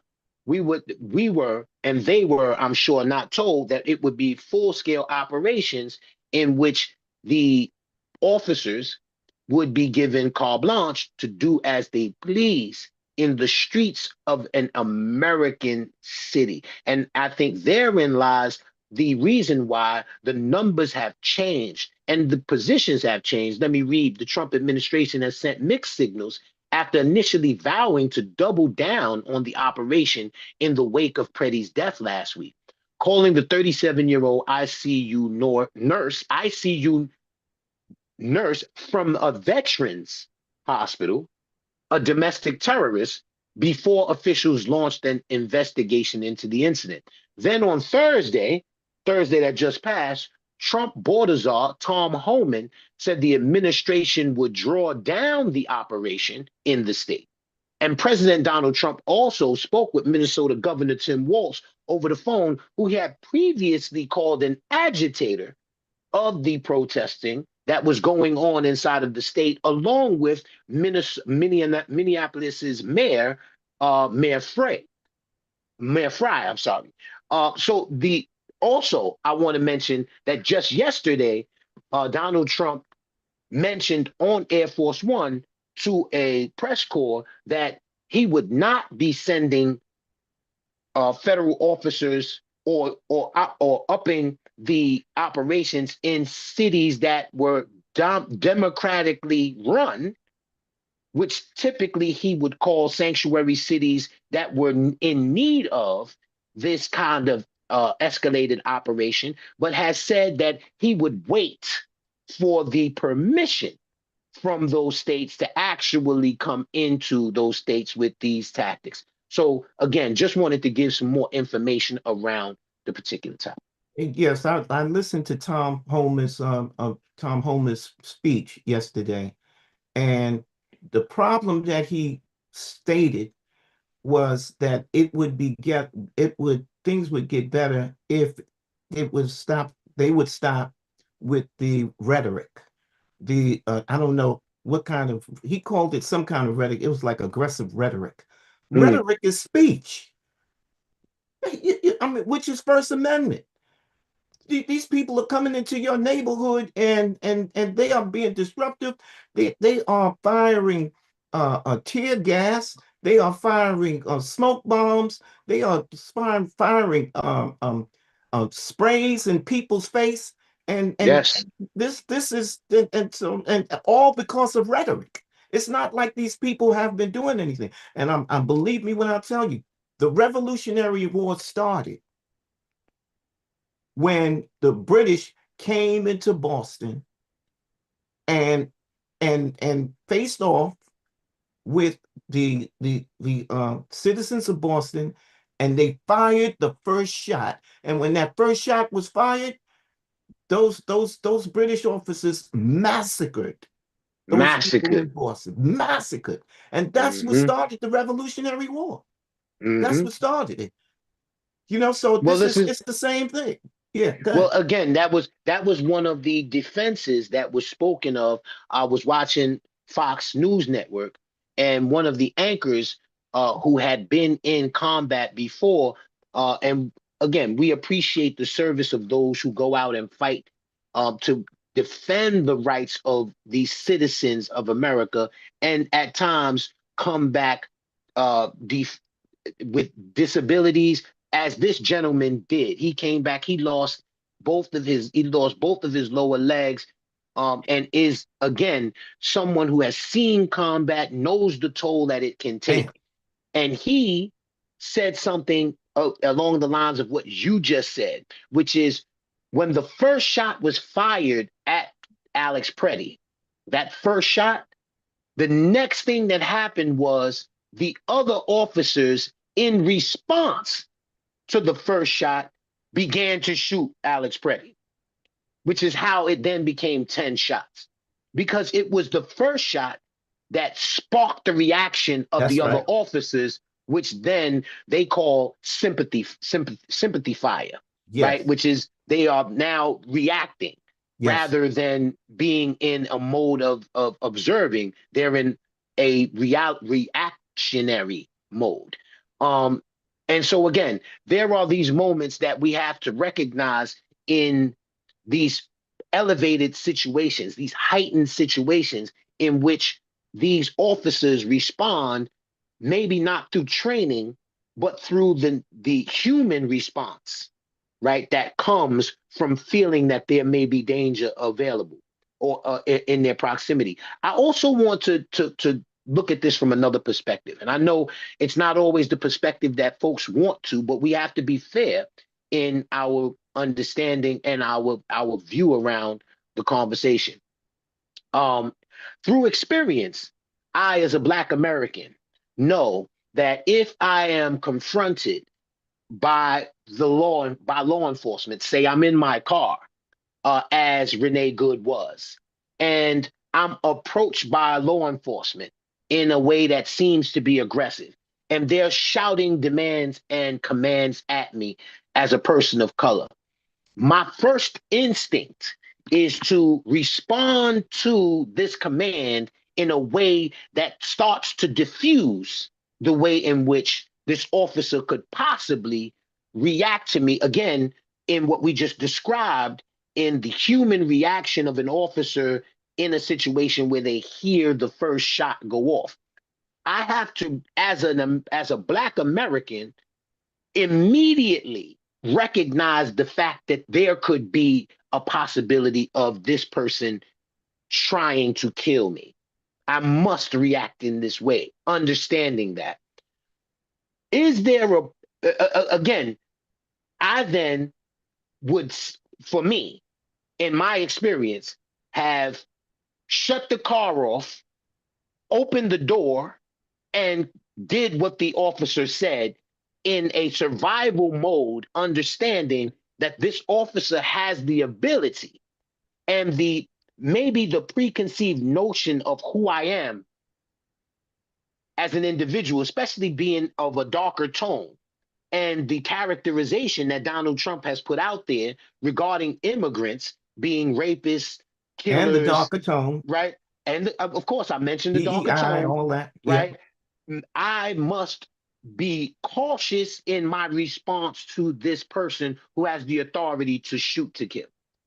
Um, I do not think that Renee Good had that particular Hmm.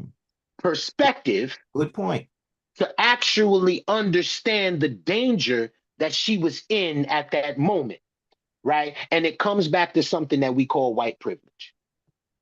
Yeah, and I mean, Right. And some people, and again, I'm not blaming her for a man who inevitably took her life in that way. I am just stating a position that has been discussed many times throughout this conversation, is the difference in the way that a person who is of color and a person who is a white American may think in a situation like this when you're facing law enforcement.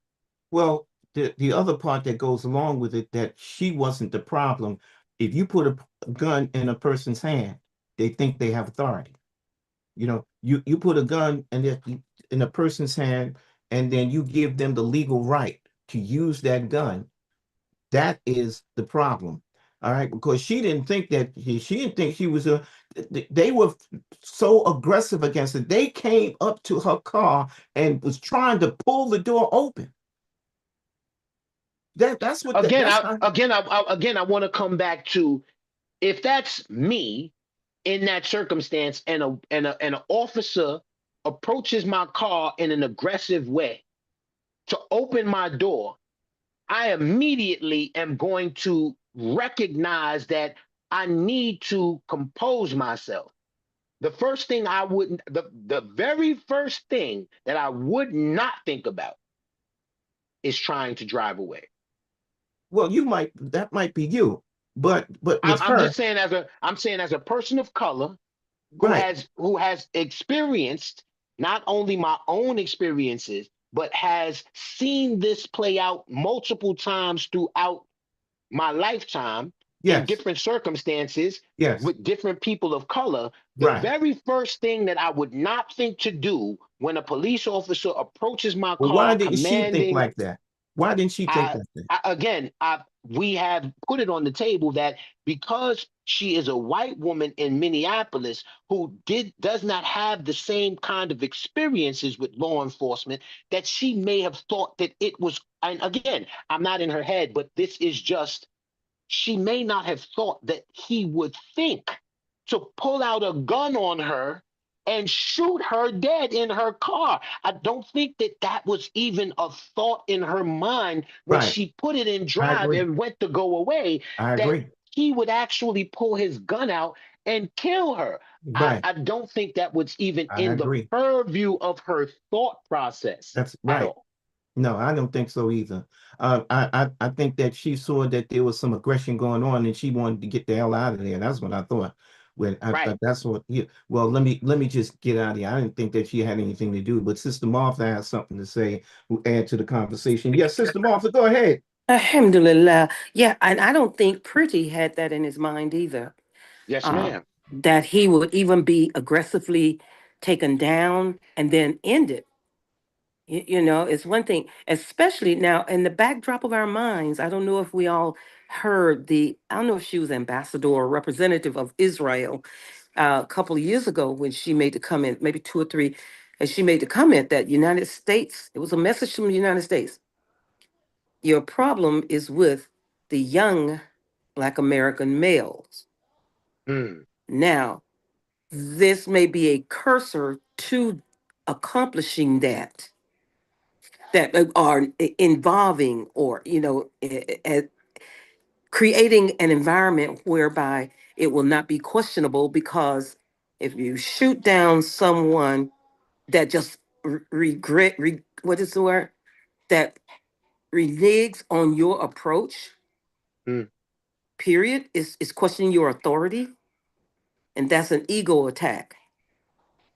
So if mm, you will shoot down anyone, then how likely is it that you will go on the aggressive for everyone and it will not be questioned? mm. There is a very interesting piece there that again we're highlighting at this point. When the initial operation unfolded, the target of this particular task that the ICE agents were given was to take immigrants, and those immigrants, in the perception of white Americans' minds, was brown people, black and brown people, right? Hispanics, folks who came from Haiti, Somalians. or Somalians, right? People who came from the Dominican Republic, Venezuela, right? They never thought that it would be someone from England or someone from Italy, right? Or someone from Norway. But those people have also been deported. If you look at the statistics, it's not just people who are from a black or brown country. They are deporting people of all backgrounds who are not American citizens. So when you think about it in that regard, right, the opportunity to have an interaction like this between someone who is a white American was inevitable, because in the protests that have always happened in our country, when you look at protests in general, there are always people of diverse races, right, and ethnicities involved in a lot of these protests. So the aggression that a person who is not of brown or black complexion feels that they can get involved in, go to, deal with as an American citizen who has the rights to stand up to the law enforcement, can become volatile quickly. And I think what you mentioned about Alex Preddy speaks to that in a different way than with Renee Good. Renee Good was just like, oh shoot, I'm scared, I gotta go. Right? Preddy was actually in the face of these guys with a camera saying, you can't tell me I can't record. You can't tell me I have to move. And at the same time, and again, I'm coming back to being a person who has experience as a black or brown person in this country, knowing you have a firearm on your side, Concealed. concealed, right? I'm just saying, as a person who has had a knife on them, right? And the knife a little itty bitty small knife, right? I got to be careful. If I'm on the train and the police come on the train, I don't want to jump in the middle of what y'all are doing. I don't want you to come and be like, hey, let me search you, right? And I'm carrying a little itty bitty knife, man, that I use, man, for the job, so that I can, unscrew something. It's a Swiss Army knife. You know what I mean? That's used to, unscrew or to use as scissors. Or even in that instance, I need to be careful, right? But for you as an individual who is literally walking up on law enforcement as they're engaged in an aggressive operation, to have a concealed firearm, I don't think that in his mind as a white man in America, that it even crossed his mind that they would look at that and say, I'm going to kill you, end you, take your life. I don't think that crossed his mind when he even went out there with the concealed weapon on his side, that he would have to worry about that.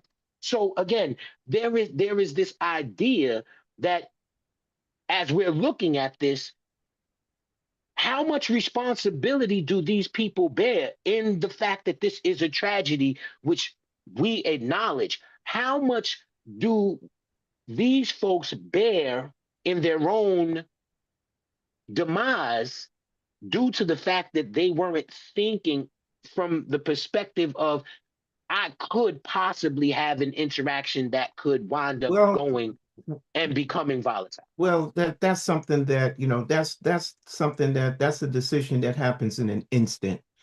That you can't really, that each person will respond according to the way that they might be thinking about it.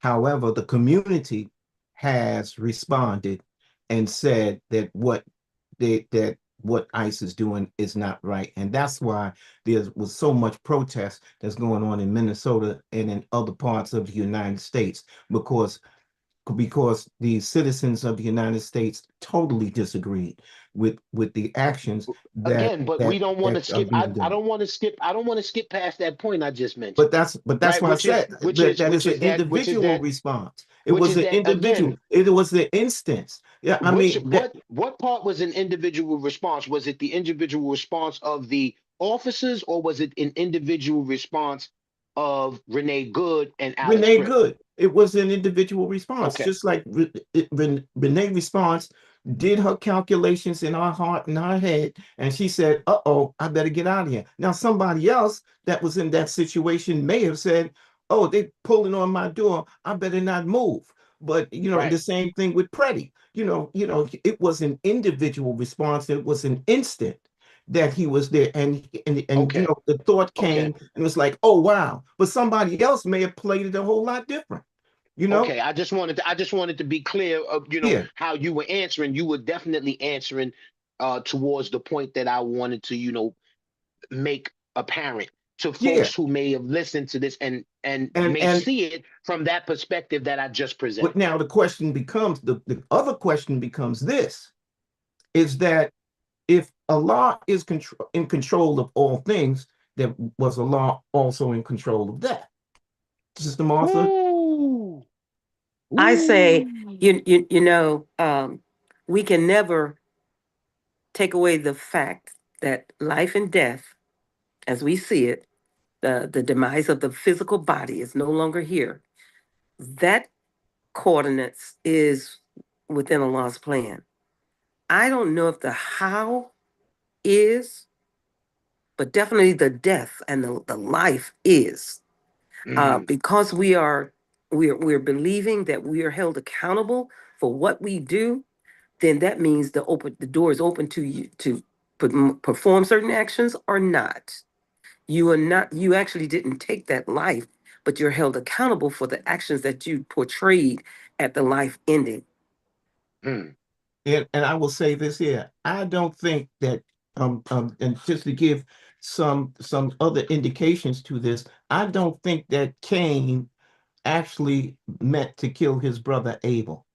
I don't think that happened, but it was something that happened in an instant. And when it happened in the instant, I don't think Abel was thought he was going to die because somebody hit him in the head. I don't think that Cain, who was his brother that used to play with him when he was younger, but in a instant of rage, he hit his brother and his brother died. And it was like, uh-oh, what do I do now? So that was the same thing with this situation with Renee Good and Pretty, that it's just an instant that it happens. Now the question becomes the officer that shot Renee Good, was it an it was that an instant or was that an intent? Now, let Go me bring ahead. some information on that part, Go right? ahead. Okay, so after Renee Good was killed, right? Murdered. Well, people want to say murdered. I'm gonna bring this point to the table. JD Vance went up and said that the officer who killed Renee Good, murdered Renee Good, had been in a situation where he reached into a car and was dragged 100 yards in a car, on a car, and then was released by that car and received 30 stitches in his leg. In in in executing the job that he was hired for, that he was sent out to execute an operation by those who authorized those operations. This man had been dragged by a car 100 feet and had been injured. And so, as you just said, in an instant where he was back in that circumstance, and this woman was pulling away with her car, in an instant he reacted. And so, what you just said about intent, right? Was his intent to kill her, or was his that instant a reminder of what had happened to him previously? And thus he responded in that instant, right? The same thing with those who shot and killed Alex Preddy, knowing that when you look at footage where you see ICE executing operations in Minneapolis, that protesters are throwing ice balls at them, hurling objects at them as they're attempting to arrest folk, right? Are blocking them in with vehicles. That these human beings, in an instant where they feel that there is aggression that could possibly occur, because there has been aggression that has been occurring, reacted in an instant to something that they, again, a shot was fired, and now we all fire, Right. reacting in That's the instances, instant. Yeah. right? Yeah. Are these, is that a human thing that happened, which was unfortunate, or is it that there was intent to murder these people? Sister I'll give the Martha. floor back to you. Okay, I'm it's a close thing of not knowing the true intent of putting these people to go out, and is it to use any force, any kind of force? And if you're to use any kind of force, not knowing their psyche, not knowing whether they're able to, eh, surrender people. I mean, not surrender, but capture people, and not first think I'm going to be killed. I mean, so I'm thinking really truly that the intent is to capture at any cost. All right. I'm coming from that angle.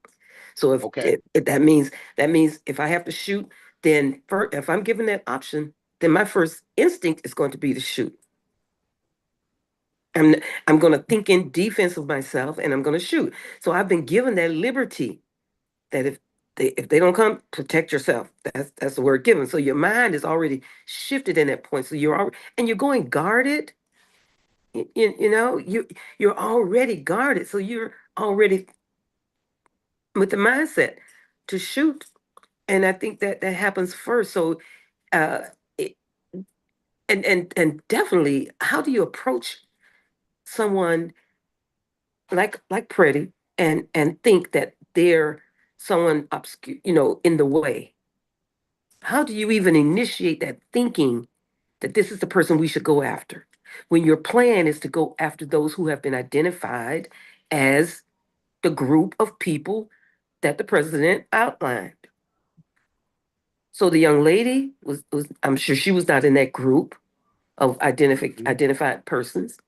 So yes, any person getting in the way, I say it's a close line to premeditated. In other words, the not not totally premeditated, but the intent is there.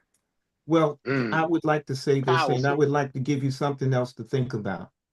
Do you think, this is the question that I'm asking, do you think that the person that shot uh, um, Renee Good, or the person that shot Pretty, the persons that shot Pretty, do you think that they were satisfied with their decision after it was done? It all Do you depends think on that they their. said, well, maybe I shouldn't have shot her, or and then the other ones were like, maybe we responded and reacted too much. What do you think? I would hope so, but I think being that they've attached themselves to the president's mission, and we don't know what all is entailed in that mission. We hear the surface words. So I don't know if there's any regret. I don't believe there's any regret because the overall mission, just like persons go into war and they've already been heated with this mindset that I have to go and I'm about completing the mission, whatever comes with that. Well, I'll tell you this. I'll Yeah, go go ahead, ahead. Go Bob. ahead, Kavell. Well, it also begs another question, right? Um, which we've discussed, and I'll just make the statement. We've discussed something called FAFO right here on Yes. this show, Yeah. right? And we know what that means. Right. When you look into most of these protests, you don't see the faces of African Americans. I'm I'm Or I'm or Africans. Africans got themselves out. I'm I just don't know where wait, them wait, Africans went, wait, wait, but wait, wait. I'm gonna they also just disappeared. I'm going to also say black folk. You don't see them in any large mass outside in these protests, right? Because I believe there was a moment in which in the election, black Americans who have a unique experience with the government of America told people who were going along with the ideas that Donald Trump was presenting, Insane rhetoric. Yeah. right? Yeah. Said, listen, I'm telling you, don't fall for this. I'm telling you, don't fall for this. I know you think that we're at a period where we can say that I'm okay with removing illegal immigrants who are black and brown, right? And that it will be targeted. It won't be us. It won't be folks who are American born black and brown folk. It won't be American citizens, folks period. from wait, it won't be people who have legitimately gained citizenship, right, as black and brown people from other countries here in America. It won't be us that they're coming after. They're only going to go after folks who are immigrants who are hiding amongst us, who are taking our resources by coming into our cities and receiving $1,000 on a credit card to go shopping for food, to receive medical services in the hospitals that we go to, who are not who are going to receive housing benefits in the cities that we live in and work in, that those folk actually believed that it would be a targeted effort by the administration to remove folks who had crossed the border illegally during the Joe Biden administration and previous administrations. That's They right. voted for that. And also white Americans believed that it would be the black and brown people of America who would have to watch out for themselves due to the fact that the targeted places would be in spaces where there would be more black and brown folk, right? And so the incidents would not Mm, affect those mm, individuals who are white mm, Americans, mm. right? Because it would be targeted more to sanctuary cities, as Donald Trump said, as Homeland Security Kristi Noem said, as Tom Holman said, that it would be more of those sanctuary cities that would be targeted, and thus it would be more in black and brown communities. It would not, however, filter over into communities like suburban areas of these states where you are going to find more affluent people, not just white people, but affluent brown and black people who wouldn't But be even, subject to those issues. And but, because of that, you have seen a stand down mentality from black Americans who have a unique experience with the American system of governing.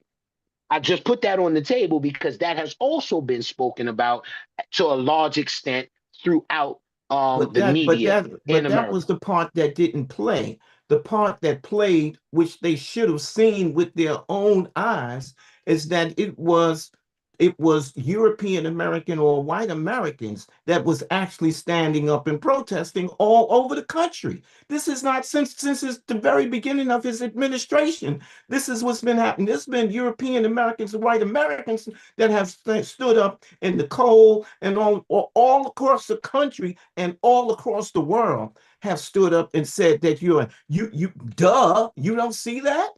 You don't see that? You don't see that, administration? You don't see that? You may have said that, your target is that, but who's standing up? Who do you see standing up and is saying something? Who is standing up for the Constitution? It is our European American, our white American brothers and sisters that's doing it Again, and I want to, protesting. but Sister Martha, do you have something to add to that? Yes, because of the students' reaction. Remember when the Gaza Yes. Palestinian Gaza situation uh, unfolded, and then the direct attack by Israeli and government, well, I should say, the call it just what it is, the Zionistic approach. Um, this has such a long history connection of having not accomplished something years ago, that it even goes back to the Persian situation. Mm, The Iranian Persian, the, the the the conquest that was upon people, that was people connecting and aggressively taking land and want to be, and it goes back into England and the feudal system and being in charge, and like you, William, when you mentioned about the British, the whole idea of not being able to control. So now it's all about control. And anything that impedes that control, or disrupts it or interferes with it, then that's what we're seeing. So now it brings it right back around to when we say quote unquote white America, they're just interfering with the control process. mm, mm. All right, Sister Martha. You speak in truth to power. In that regard, just to piggyback off what you just said right there, again, this is where that conversation about how Black Americans have stood down in this circumstance that is occurring, in which you eloquently expressed that European white Americans are outside protesting and demanding that there is a fairness to the system for people of color. No, while for people all of color, it's not I want necessarily to. for people of color, but it's Okay, for you. the Go ahead. Constitution of the United States. It's for the Constitution. But the operation was supposed to go after the immigrant population, which is, of course, people of color. Okay. Agreed? And so you would think that the people of color would be out, that those who are American citizens who were born here, who have relationships with folks who are from these other countries, right? Who have citizenry here, would be out fighting or be out protesting this type of operation inside of cities that have the uh, the rule or the process in place to be called sanctuary cities, because that is what we do. We protect one another and defend the immigration, the right to immigrate for reasons, because in countries like Venezuela, where the government is and has been vicious, in places like Cuba, where the government has and is vicious, in places like the South Sudan, where they experience, genocide on a high level from even their own people, one on a group, a black group on black group. So again, when you're talking about this, you would think that it would be those folks out there who would actually be protesting, but for some reason, the European American goes out and protests as a Why? as if a representative of those people, which then No, puts them not in as a representative of them people. which then puts them in danger Not as a of the representative of possi- those people. okay, they're not a representative of those people. You're going to No, say, I know you're going to say, to in defense of the Constitution. exactly. And but my thing is that it's not, the operation wasn't directed at them. The operation was directed at the brown and black folk of this country. I think we're saying the same thing. But what the American citizens are getting up and protesting is that the government and these people are not respecting the Constitution of the United States, freedom of In speech. in but in They're not respecting the Bill of Rights of the United but they're States. not They're not but they're not respecting that. respecting And yeah, but they're not respecting that in regards to the black and brown folk who exist in this country. look, they don't have a problem. And look, I don't have a problem with the black, with getting out the immigrants. I don't have a problem with it. But I do have a problem with the disrespect and the disregard that's going on with them being totally disregardful of the Constitution of the United But States. but you do know that the people that you just said you don't have a problem removing are black and brown. Well, that are here illegally, And that in your city, that are that here in New illegally. York, but in New York City, the differentiation between those people can really only be made if you actually pull them in a procedural way that follows the Yes, laws of the I country, agree.